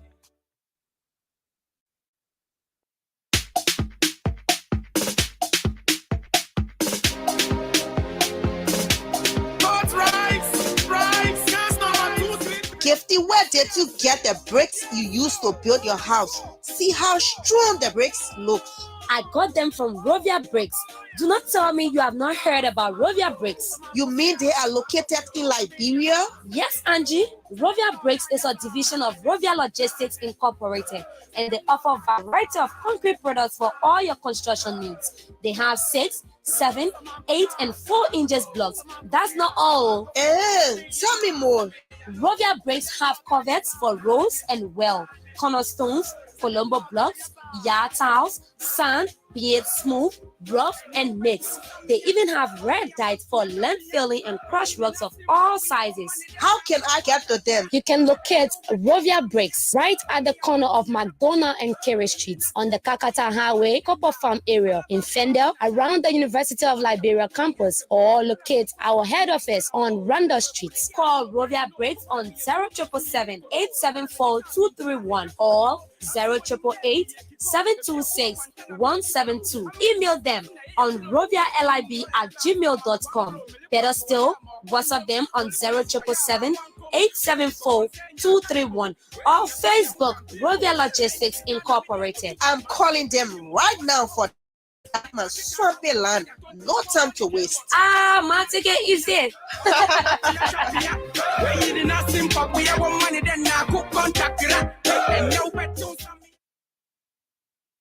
I like it.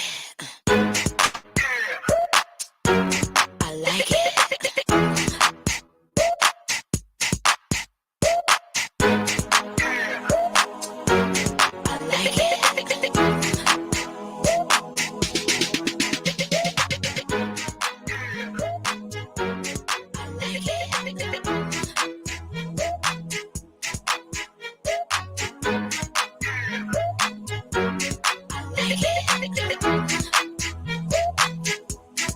Oh yeah, welcome back to the Morning Breeze on ABC Radio 105.1.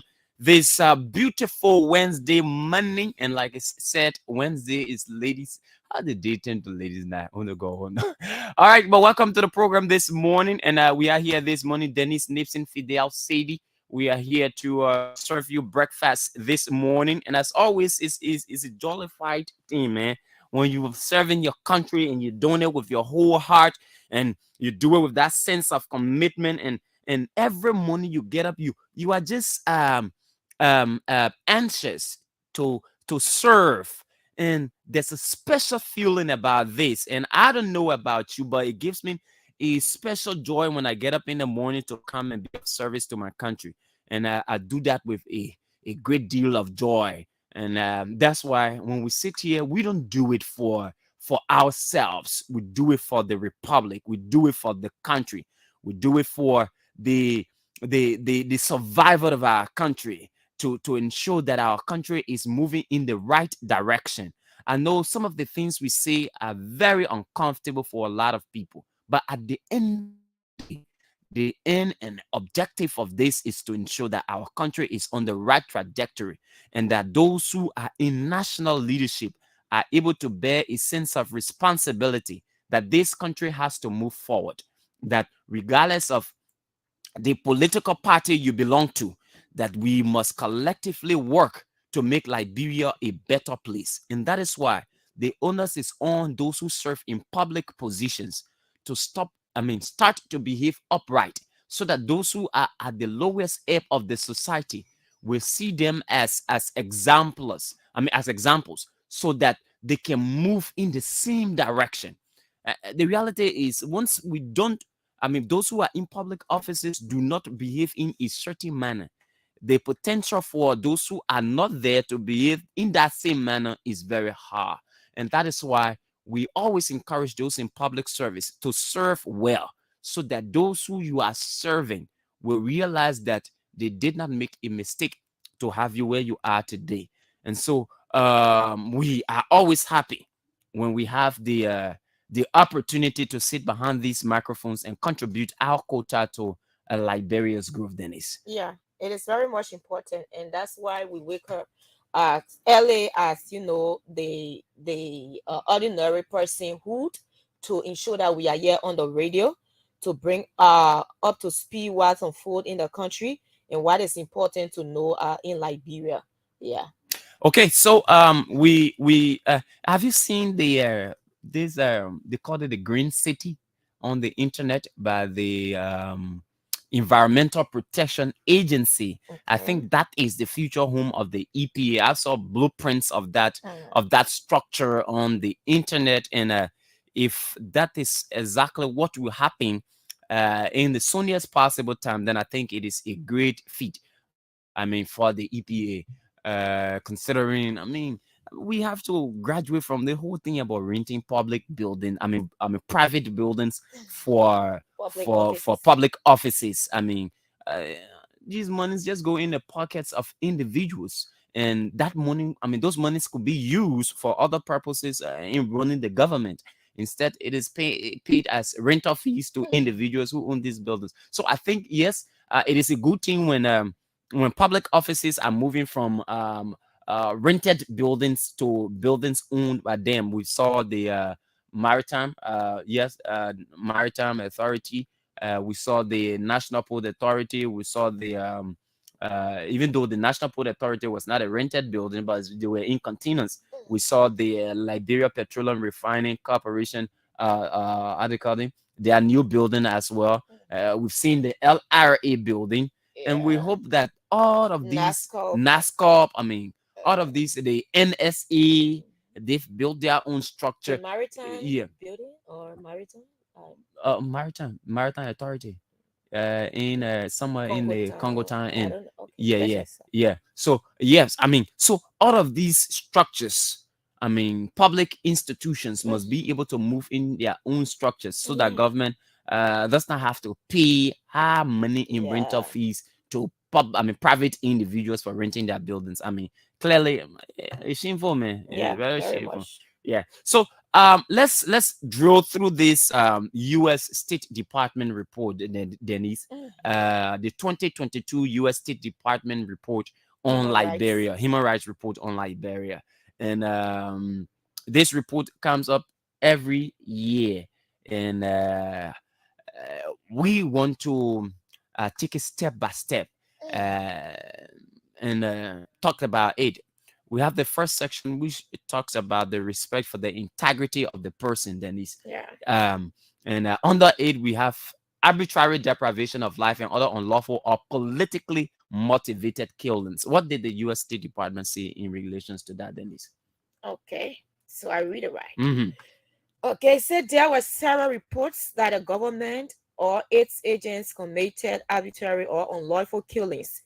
Killings by police are investigated by the Professional Standards Division of the Liberia National Police and then forwarded to criminal courts for prosecution. On June 13, police killed Rufus Fongbe, an unarmed civilian in Kakata, Magibi County. Following an investigation, 2 LMP officers were formally stripped of duties pending further disciplinary action. On July 4th, LNP officer James Togba shot and killed Orlando Burr, also reported in media as below. An unarmed civilian in Morovia. According to court records, Togba committed a killing during a boot attempt to extort money from drugs addicts. After the LNP dismissed Togba from the force, he was indicted and charged with murder. Toba was awaiting trial at year's end. Disappearance, okay? Okay, so the first one, in a country like Liberia, a post-war country like Liberia, there are lots of people that may not have gone through the rehabilitation process.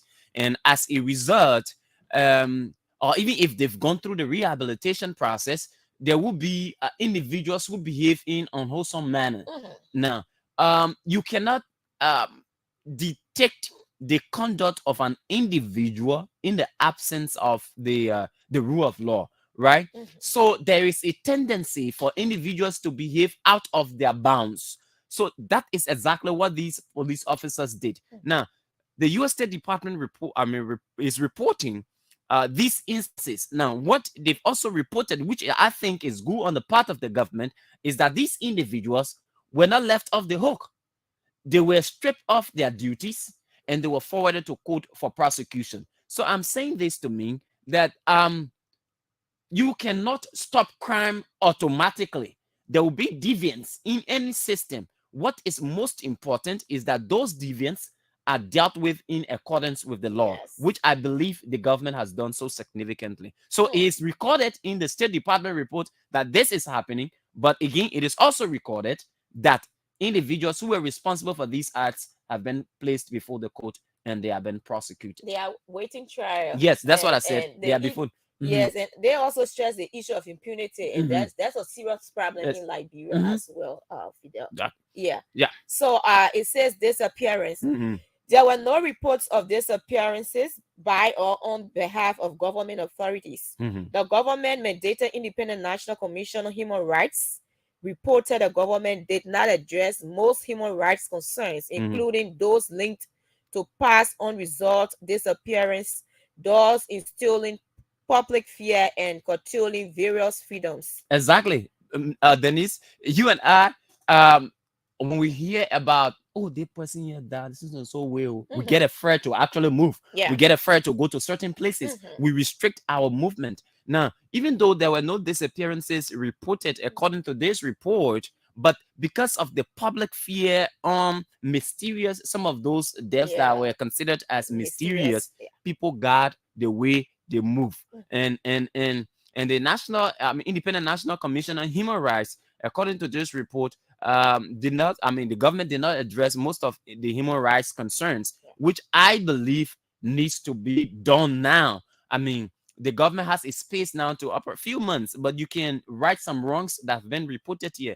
And that is why I think key state actors must read these reports that are released by our international partners, so that where it is stated they are wrong, they can build on it and move forward. Let's look at torture and other cruel, inhumane, or degrading treatment or punishment and other related abuses. The Constitution and law prohibit such practices, but there were credible reports that government officials employ some of them. The law provides criminal penalties for excessive use of force by law enforcement officers and addresses permissible uses of force during arrest or while preventing the escape of a prisoner from custody. An armed forces disciplinary board investigates alleged misconduct and abuses by military personnel. The armed forces administers non-judicial punishment in accordance with a memorandum of understanding between the Ministries of Justice and Defense. The armed forces refer capital cases to the civil court system for adjudication. There were reports that government authorities physically abused peaceful civilians, including persons in custody or seeking protection. On January 6, a Liberia Drug Enforcement Agency officer allegedly beat a criminal suspect who had allegedly stolen the officer's mobile telephone. The matter was still under investigation at year's end. On March 29, the Ministry of Justice dismissed 4 senior LMP officers, Deputy Commander Amos Williams, Inspector Otis Wallace, Otis Wallace, Sergeant George Wheeler, and Humphrey Khan for allegedly beating civilians in Monrovia. There were also reports of rape and sexual abuse by government agents. LNP officer Lydia Gaga Flomore alleged in a February 7 radio interview that she was raped by Deputy Police Commissioner Joshua During in late 2021 in his office at LNP headquarters. After a lengthy investigation, during which During was suspended from duty, he was reinstated in his position. In May, the Ministry of Justice agreed to prosecute During after the RNCHR successfully petitioned the Supreme Court to compel his prosecution. At year's end, there was no action on the Supreme Court's order to proceed with the case. Harper City solicitor Thomas Tobacco was arrested and charged for a May 6 sexual assault of a woman law client. His trial was pending at year's end. It says sees also section 6. Okay, we're on the women rate. Impunity was a significant problem in the security forces. Allegations of police harassment and abuse are referred to the LMP Professional Standards Division for investigation. The Civilian Complaint Review Board, which includes representatives of non-governmental organizations, is empowered by law to review complaints against the LMP and Immigration Service. Observers stated some security force members believed they were above the law and were aided by a judicial system that rarely convicted and punished abusive officers. The government provided some training to increase respect for human rights by the security forces.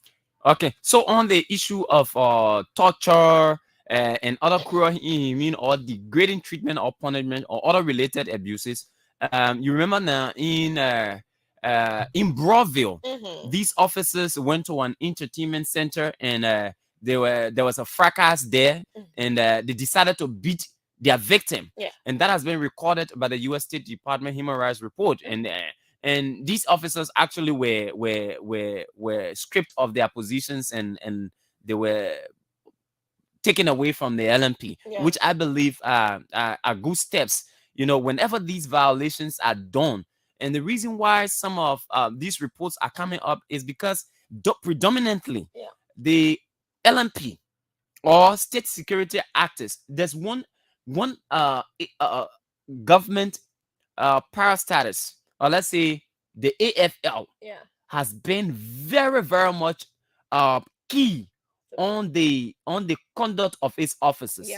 They don't even waste time when one of their officers is in violation of whatever it is. They don't waste time. They don't shield them. That individual is immediately stripped of his or her duties. And I think that is what needs to happen. I mean, you don't have to shield anybody. Look, a violation of the law is a violation of the law. Individuals who are involved must be punished. If you love the state, if you love your bossman, you will not do anything that will bring your bossman position into questioning. You will do everything to protect his interests, and the interest of your boss is the country. So I think individuals who are serving in state security agencies must now begin to behave right, and the bosses themselves must begin to take concrete steps against these individuals and disregard the issue of relationship. And that was the same situation with Durin, Officer Durin. Exactly. Yes, that the female continued to say that she was victim by his act, and it was widely talked about. When at the end of the day we saw that he was reinstated in front of that perhaps he wasn't corporate of what she has said earlier. So these are some of the things they talk about in terms of impunity. You have people carry on acts, and sometimes people talk about it.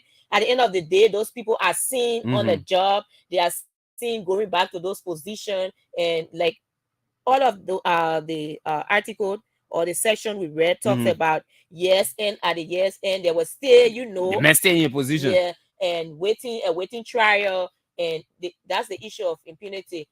People continue to go without punishment to what they have done, or perhaps sent for trial and found them guilty for what they have committed. So can I go on with the reading? Yeah. So just to end on that, they had to compel the LMP to put him forward for prosecution. Now we do not have to go that extent. The man is in. If he's accused of any crime, allow him to go through the judicial process. Do not shield him. He's not above the law. There's no one single individual that's above the law. Look, the crippling of a country's democracy is the disregard for the rule of law. So if we have people who are serving in the security sector and they are allowed to go with impunity, then we have a problem. Then we have a problem. And we heard at the end of the day, we heard that that lady, I think she and the guy had something to do in the past. These conspiracy theories. They are not together any longer. Let the court decide. Imagine that. Let the court decide. Then So put them before the court and do not allow them to go with impunity. That's the point. Prison and detention center conditions. Prison conditions remain harsh and life-threatening due to gross overcrowding, food shortages, inadequate sanitary conditions, and poor medical care, abusive physical conditions. Gross overcrowding continued to be a problem, particularly at Monrovia Central Prison, which held 1,426 inmates in a facility originally built for 374. At times, personnel were required to sleep in shifts due to overcrowding. The Bureau of Corrections and Rehabilitation stated that prison overcrowding was caused mainly by prolonged pretrial detention, especially at the MCP, that is the Monrovia Central Prison, delay in preparing indictments for felonious cases, and difficulties in transferring case files from magisterial court to circuit court. In large prison facilities, juveniles and adults were held in separate cell blocks, but in smaller prisons where juvenile detention was rare, they were held in the same cell blocks as adults, but in separate cells due to overcrowding. Pretrial detainees and convicts were in some instances held in the same cell block, but in separate cells. The BCR, that is the Bureau of Correction and Rehabilitation, reported 24% deaths of the October 31, noting the deaths were due to natural causes, with some inmates admitted with existing medical conditions. The Rural Human Rights Activists Program, a domestic NGO, expressed difficulty in obtaining accurate figures on prison deaths from the BCRO, and media reported numerous prison deaths. For example, media reported that widespread illness at the MCP in December led to 6 inmates' deaths in a span of 2 weeks due to disease, lack of food and clean drinking water, no medical attention, and overcrowding. The BCR reported no major incidents of prison violence or prisoners on prisoner violence, but stated minor skirmishes were common. Okay, so we all know about the conditions of our prison centers. There was a report on the news yesterday that in Grand Crew County, there is no prison center. Right? So what happens is the police depot that is there is being used to hold criminals. Now, these people, once the place gets full, it means nobody can go there again. So even if you rape somebody, because nobody there, the place crowded, they ain't get nowhere to keep you, so they allow you to go. Yeah. So that's how it is threatening to our security. Let alone to talk about the Monrovia Central Prison, which is I think the biggest prison facility in our country.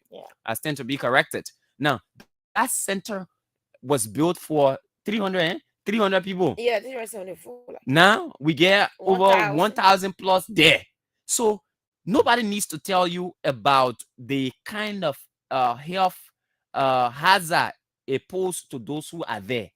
All right. And this is what has been stated in this report, that the place, the unsanitary condition of the place has led to people dying and all.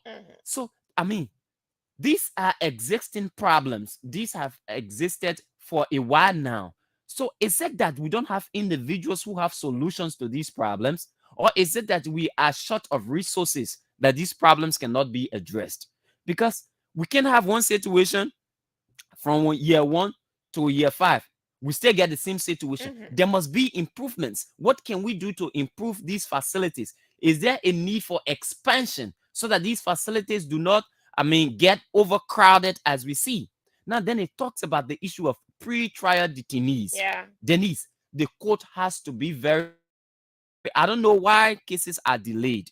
And the legal people got to tell all that one. Yeah. But if someone was accused of a crime, I know the process of gathering evidence is difficult. But sometimes we must look at the merit of these cases. Take, for example, you take somebody to solve it because they steal one bonanza phone from you. Let's look at the severity of these cases before taking pre-trial detainees to the Monrovia Central Prison. Could we find another facility that will house pre-trial detainees so that those who are taken to the Monrovia Central Prison are those who are convicted, who've been to court, who the court have adjudged, or the courts have adjudged guilty? Those people can be taken to the Monrovia Central Prison. Yeah. And those That's ones who against are their rights. and those ones who are awaiting pre-trial detention can have a place for them. I think by that we wouldn't have how the kind of crowded Monrovia Central Prison that we have now. That could be a solution. Now let's move forward, Dennise. Yeah. Should we skip now or continue with prison? No, let's go to arbitrary arrest. Okay. Or detention. Detention. That's the same. Okay. Yeah.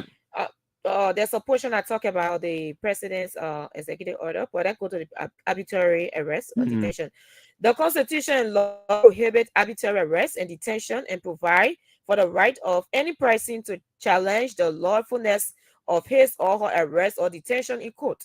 The government did not always observe these prohibitions and rights. Okay, so nobody just supposed to get on and arrest you. You just sitting down to your house, somebody just get on and say, hey, you on arrest. Yeah. There must be documentations that lead to your arrest. Either a warrant from the court, that indicate that, or an indictment. Sure. But there must be something that say, hey, Fidel Saydee, you are arrested. Yeah. But you don't come to my house and because you secure them, hey, my man, you want to arrest? And, that should not happen. Go further, Dennise. Arrest procedures and treatment of detainees.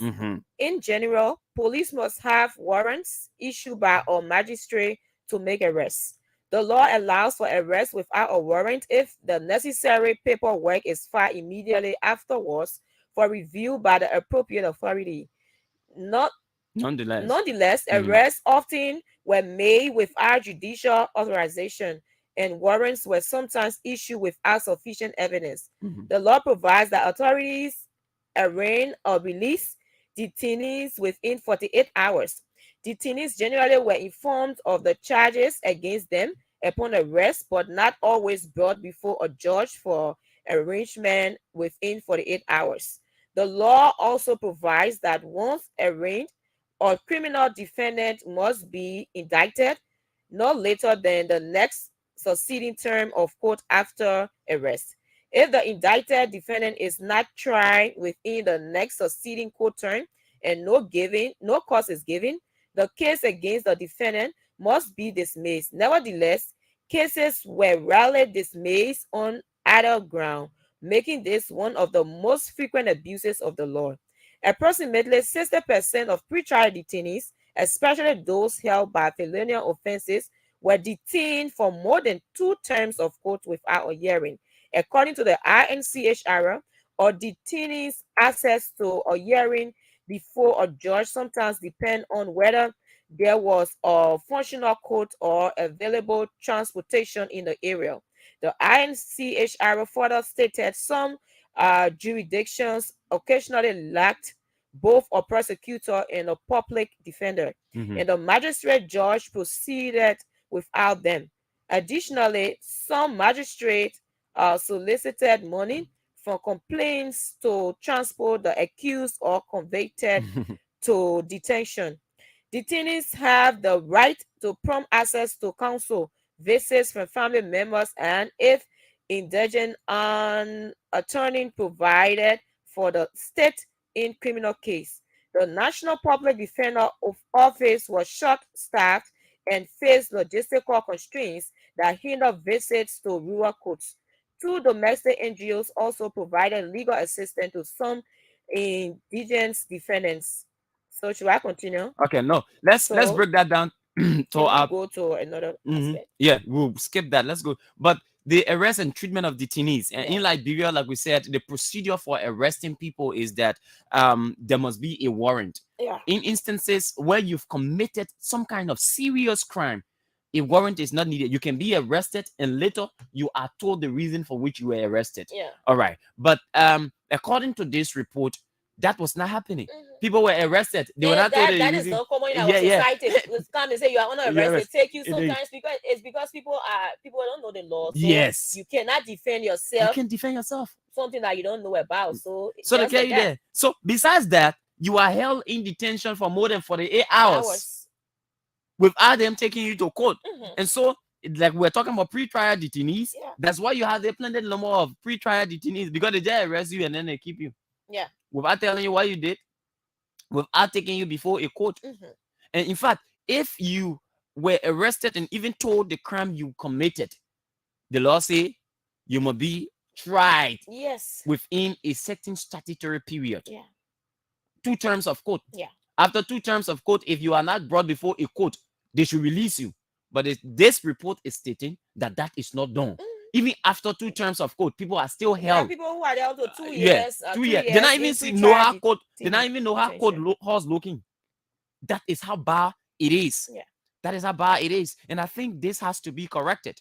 And in instances where people they arrest you, they say you want to pay money. To transport you from the place they arrest you. Oh, me now you arrest. I mean, must pay money again to transport you. I mean, all people who carry complaints, you have to buy shit. I mean, all those things, those are things that undermine the justice system, and the U.S. government ought to point that out. Let's move further. Political prisoners and detainees. There were no reports of political prisoners or detainees. Several judicial procedure and remedies. Should I read that or go? Let's go down. So we know say there was no political prisoner. There was nobody who in position who say, oh, the president did this or the president did that or the government is corrupt or the government is that. There's no one who was held in detention for criticizing the government, all right, for condemning the actions of government. So we don't have no political prisoner. We don't get no political prisoner. Nobody in jail for talking against the government. Now move to section 2, respect for civil liberties. Respect for civil liberties. Freedom of expression, including for members of the press and other media. The Constitution provides the freedom of expression, including for members of the press and other media, and the government generally respected these rights, although with some unofficial limits. Freedom of expression, individuals could generally criticize the government publicly or privately, but government officials use the threat of civil defamation suits to place limits on free expression, and self-censorship was widespread as a result. Violence and harassment. Press associations reported that government officials occasionally harass newspaper and radio station owners, as well as individual journalists, because of their political opinions and reporting. Unknown perpetrators caused extensive damage to a radio station in Lofa during an alleged April 23 arson attack. In the period prior to the fire, the station broadcast advocacy messages against the female genital mutilation and other politically sensitive topics. According to the Committee to Protect Journalists, on June 29, two LNP officers reportedly threatened to shoot Emmanuel Colley, a reporter with the state-owned broadcasting system, and Amos Kazuo, a reporter for Fortune TV, when they were covering a political rally. Censorship or content restrictions for members of the press and media and other media, including online media. Although generally able to express a wide variety of views, some journalists practice self-censorship to avoid harassment. Some, but not all, media outlets avoided criticizing government officials due to fear of legal sanction and potential loss of government advertising, which, according to the press union, was the largest source of media revenue. Other outlets, but not all, avoided addressing sensitive human rights topics such as female genital mutilation or cutting. There were several reports that politicians and government agencies offered transportation fees to journalists to cover their events. Some media outlets and broadcasters reportedly charged fees to publish articles or to speak on radio programs. Libel slander laws. Criminal libel and slander laws were repealed in 2019. Nonetheless, government officials occasionally use the threat of civil defamation suits to intimidate critics or political opponents. Internet freedom. The government did not restrict or disrupt access to the internet or censors online content, and there were no credible reports that the government mentor or that monitor private online communications without appropriate legal authority. There were reports that government officials threatened civil defamation suits in attempts to interfere with protected speech and intimidate content creators. Freedom of peaceful assembly and association. The Constitution provides for the freedoms of assembly and association, and the government generally respected these rights.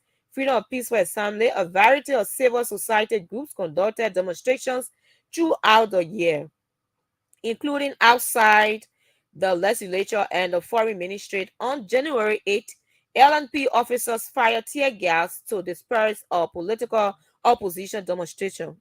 On July 26, a protest by a student group was violently broken by the persons credibly alleged to be ruling party supporters. According to media reports, LNP officers were present but did nothing to stop the violence.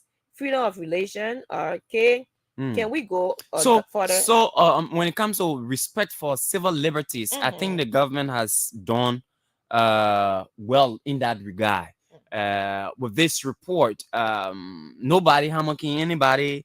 I mean, people talking anything they want to talk, and except for violence and harassment, where newspaper is reported that newspaper and radio station owner as well as individuals generally, because I mean that's self-censorship. I mean, because it's scared to talk. You don't want any minister to tell you, say, oh, I will sue you. So you're careful with the word that, I mean, the words that you use through your publications or your broadcast. I mean, those are things that are spoken about here. Freedom, internet freedom. Nobody hacking your internet to know what thing you're doing. Government not sanctioning anybody internet. So you are about to do whatever. In fact, anybody can post anything they want to post. I mean, all of that. Yeah, let's move ahead. Protection of refugees. The government cooperated with the UN Office of the High Commissioner for Refugees, UNHCR, and other humanitarian organizations in providing protection and assistance to refugees returning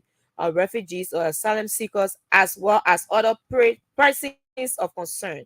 Access to asylum. The law provides for the granting of asylum or refugee status, and the government has established a system for providing protection to refugees. The government provided a premier facial mode of recognition for refugees from Cote d'Ivoire, granting automatic refugee status without a formal hearing to those who fled because of 2011 post-election violence, but comply with UNHCR recommendation to end refugee status for Ivorians effective June 30. Most Ivorian refugees voluntarily departed but some opted for local integration. So we'll go down to section 3 that says freedom to participate in political process. Can we go there? That's good.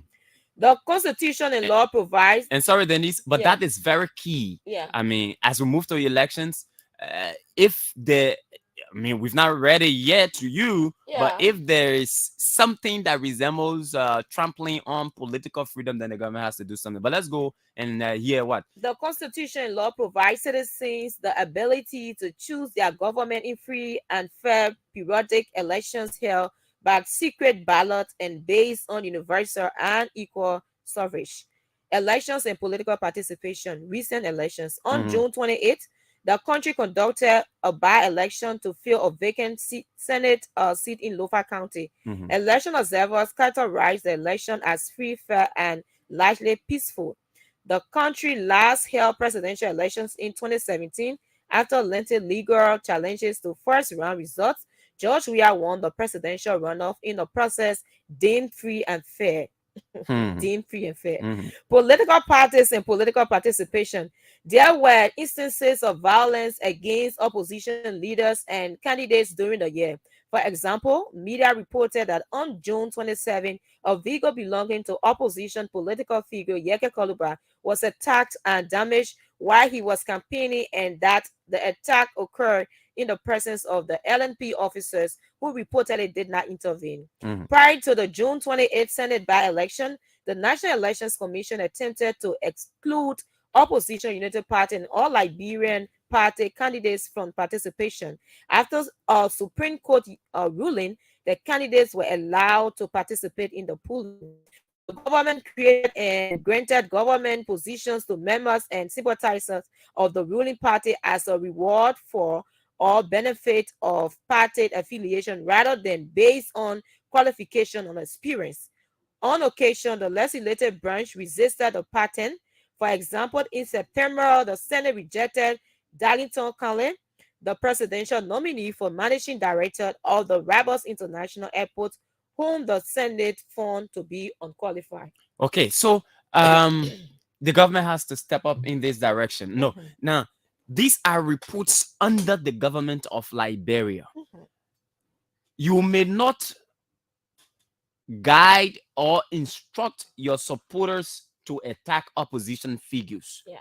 What you can do is to send out message of peace and the need for us to go to the election process. Void of confrontation, that you are allow your space to campaign and Party Y is allowed their space to campaign, so that we do not enter into violence. So as indicated in this report, government has to step up. I know you will not sanction the actions of people who support you, but you can do something to avert their action of attacking opposition figures. Now, the NEC, and because this one, has to do with the NEC. The NEC now has to step up. Again, do not be a party to the elections that you are supervising. You have to take you from this report that they've mentioned you as wanting to exclude 2 political parties from participating in the process. For what? You did not say. But later, you allowed them to participate. So it means what you were doing initially did not have any kind of legitimacy. It was not well grounded in law. And that's why you somersault on your position. Now, they talked about people in government being given jobs even though they are not qualified, and because of their political affiliation. And I think the government has to also look at that very carefully. Which is not based on merit. It's not based on merit. And that is why you will realize that there's inefficiency in certain positions in government. Now, it is okay to give somebody a job, but it is not okay to give that person a job when the person is not qualified, because it undermines your growth as a government. It underlines what you should do as a government. So it's something that you have to carefully look at. And it goes to say that the president has to forget about appointing people because they've done this for the party or that for the party. You should appoint them firstly based on their qualification. The Darlington County situation was mentioned, and I think these people are watching. Let's go ahead, Dennise. Participation of women and members of minority groups. No law limits participation of women or members of minority groups in the political process, and they did participate. Women and members of the historically marginalized groups, including persons with disabilities and lesbian, gay, bisexual, transgender, queer, and intersex, that is the LGBTQI, persons participated at significantly lower levels than men as party leaders and elected officials. Observers believe traditional and cultural factors, societal pressure, and financial constraints limited women's participation. So we move on to section 4, corruption and lack of transparency and in we'll government. end on that note then continue tomorrow. Yeah. Go ahead. The law provides criminal penalties for bribery, abuse of office, economic sabotage, and other corruption-related offenses committed by officials. But the government did not implement the law effectively. An anti-corruption commission was established by law in 2008 with a mandate to investigate and prosecute acts of corruption, as well as to educate the public regarding the ills of corruption. On July 22, the legislature enacted an amended law that gives a new anti-corruption commission more powers and establishes an open and competitive process for selecting commissioners. The new law remained under judicial review at year's end. There were numerous reports of government corruption during the year. Officials frequently engaged in corrupt practices with impunity. Corruption. On August 15, Minister of State for Presidential Affairs and Chief of Staff National, that is Nathaniel Fallow McGill, Solicitor General and Chief Prosecutor Serena Cephas, and National Port Authority Director Bill Tuare were sanctioned under international law for their involvement in corrupt practices while serving as government officials. All three subsequently resigned in September. This was the third consecutive year in which senior government officials were sanctioned for corruption. In 2021, President Weah suspended Presidential Special Project Coordinator McKinnon Keita for allegedly soliciting $5 million from a businessman who was exploring investment opportunities. On March 22, the LNP cleared Keita of corrupt charges. Okay, so that's it there for the, corruption and lack of transparency. The government did, in terms of the anti-graft institution, the LACC, even though there was contention and as a result of the new anti-corruption law that was passed, amended, in terms of appointment of commissioners. The report is saying the process was, they've opened a process, a law that makes the process of selecting commissioners very transparent. It was not like that in the past, and they've also indicated that the Liberia Anti-Corruption Commission, the new law is under judicial review. That is to say whether the law good or a bad. Now they've reported some corruption cases here, and they indicated that the Minister of State for Presidential Affairs, Nathaniel McGill, who was sanctioned by the U.S. government, Treasury Department, they've indicated that in terms of corruption, those are the two key individuals that have been listed,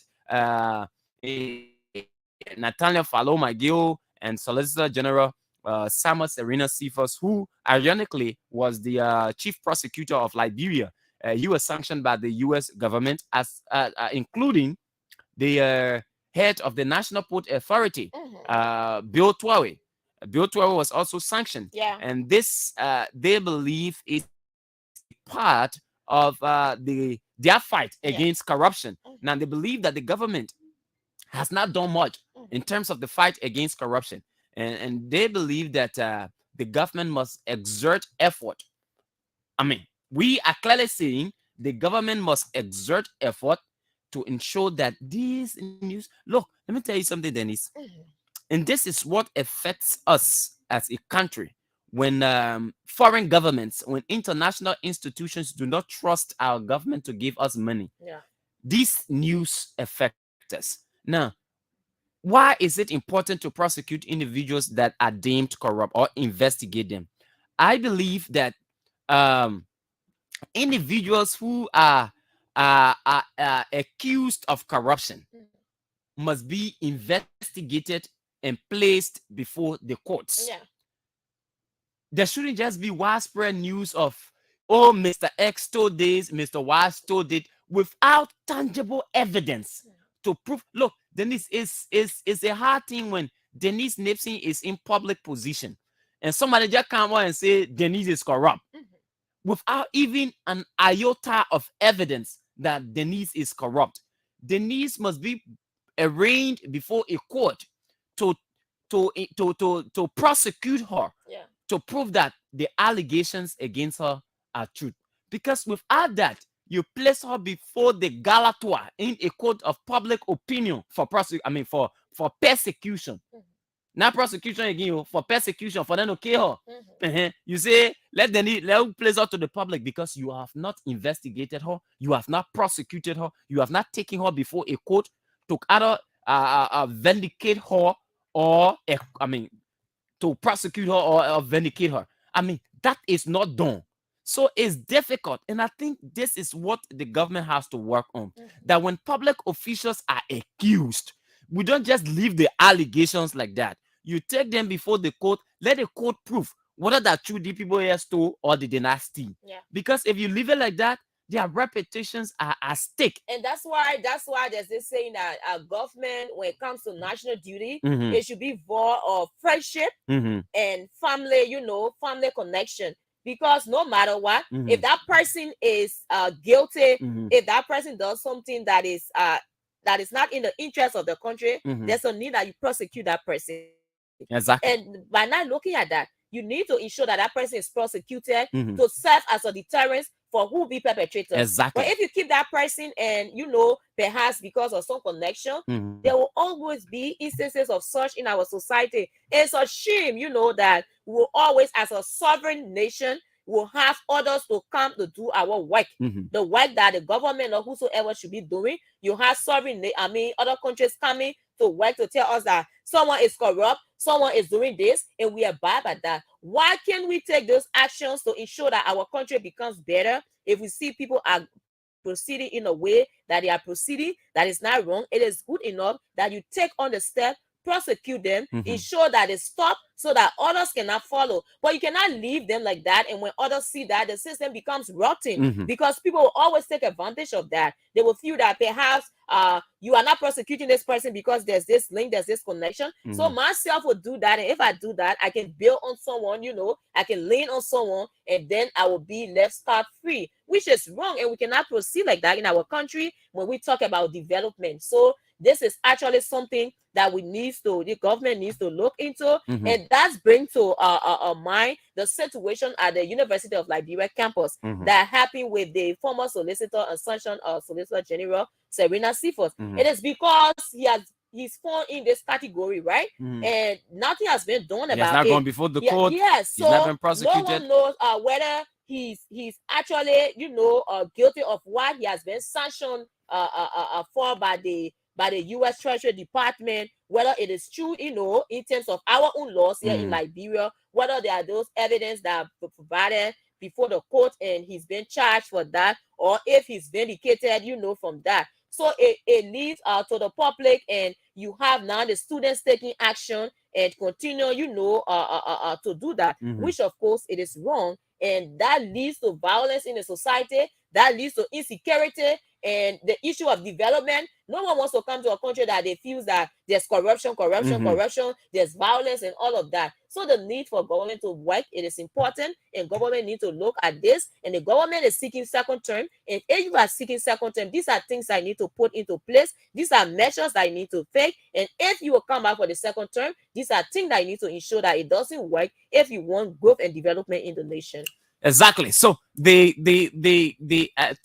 be able to attract more support to our country, we must take a stance against corruption. we must be able to establish the authenticity of some of those allegations that have been levied against public officials. And like you said, let's be able to to know say what are the things they say against the person here, what are that true? Because in Liberia we can spoil people name by way. Yeah, we quick on that. Let's take few calls and quickly run up. Let's take few calls. 0-555-105-100 0-777-105-100. But I think it's important and let us also make this correction that the first anti-corruption commission was established in 1975. The law was amended in 2008. All right. Obviously there are amendments that are made in laws over time to meet current day reality. So 0-777-105-100, or maybe let me forget about the call Bennett today. Tomorrow when we come and as we expand on the report, we open the phone lines for our listeners' participation. Now, why are we reading this report in depth as we are doing? I am not sure. Other media institutions are doing this because look, is a common thing for somebody to say, "Oh, we saw the State Department report. They say the government doing this." They said, they will pick out those things that are, little negatives on the part of the government and leave out those things that the government has made some gains in, as indicated in the report. And I think it's important. Look, the sincerity of your criticism is being able to recognize the good and at the same time being able to recognize the bad ones. If you are able to balance the two, it means people will look at you as being sincere. But if the only thing you care about is to be picking all the baba one in a report, then there is a problem. Dennise, we have to go. We have to go. Okay, so it has again been a great presentation, and tomorrow morning we will be here bringing you the morning breeze, what we love to do best, contributing to our country's growth, contributing to the development of this society, enlightening the minds of our citizens so that some of those things that you hear out there are not taken as fixed value, but you are given a better opportunity to understand. Because like we said, information is power. When you have the right information, you are able to make a decision that is rational in nature. And that is why we are here. Dennise, again, it was a great presentation. We see you tomorrow. Do have yourselves a pleasant good day. As you go to the various registration centers, please be a bit patient. Do not rush the flow. Your term will come and you will register. Again, do not allow yourselves to be And trucked. one thing is a new process, so let exercise patience. Those who are dealing with the system, they are getting accustomed to it. So it is difficult. You yourself, you have a new phone, you get, You get time to get used to it. So let's give the process a chance and let exercise patriotism as Liberians. See you tomorrow. Okay, bye-bye. Do have yourself a great day.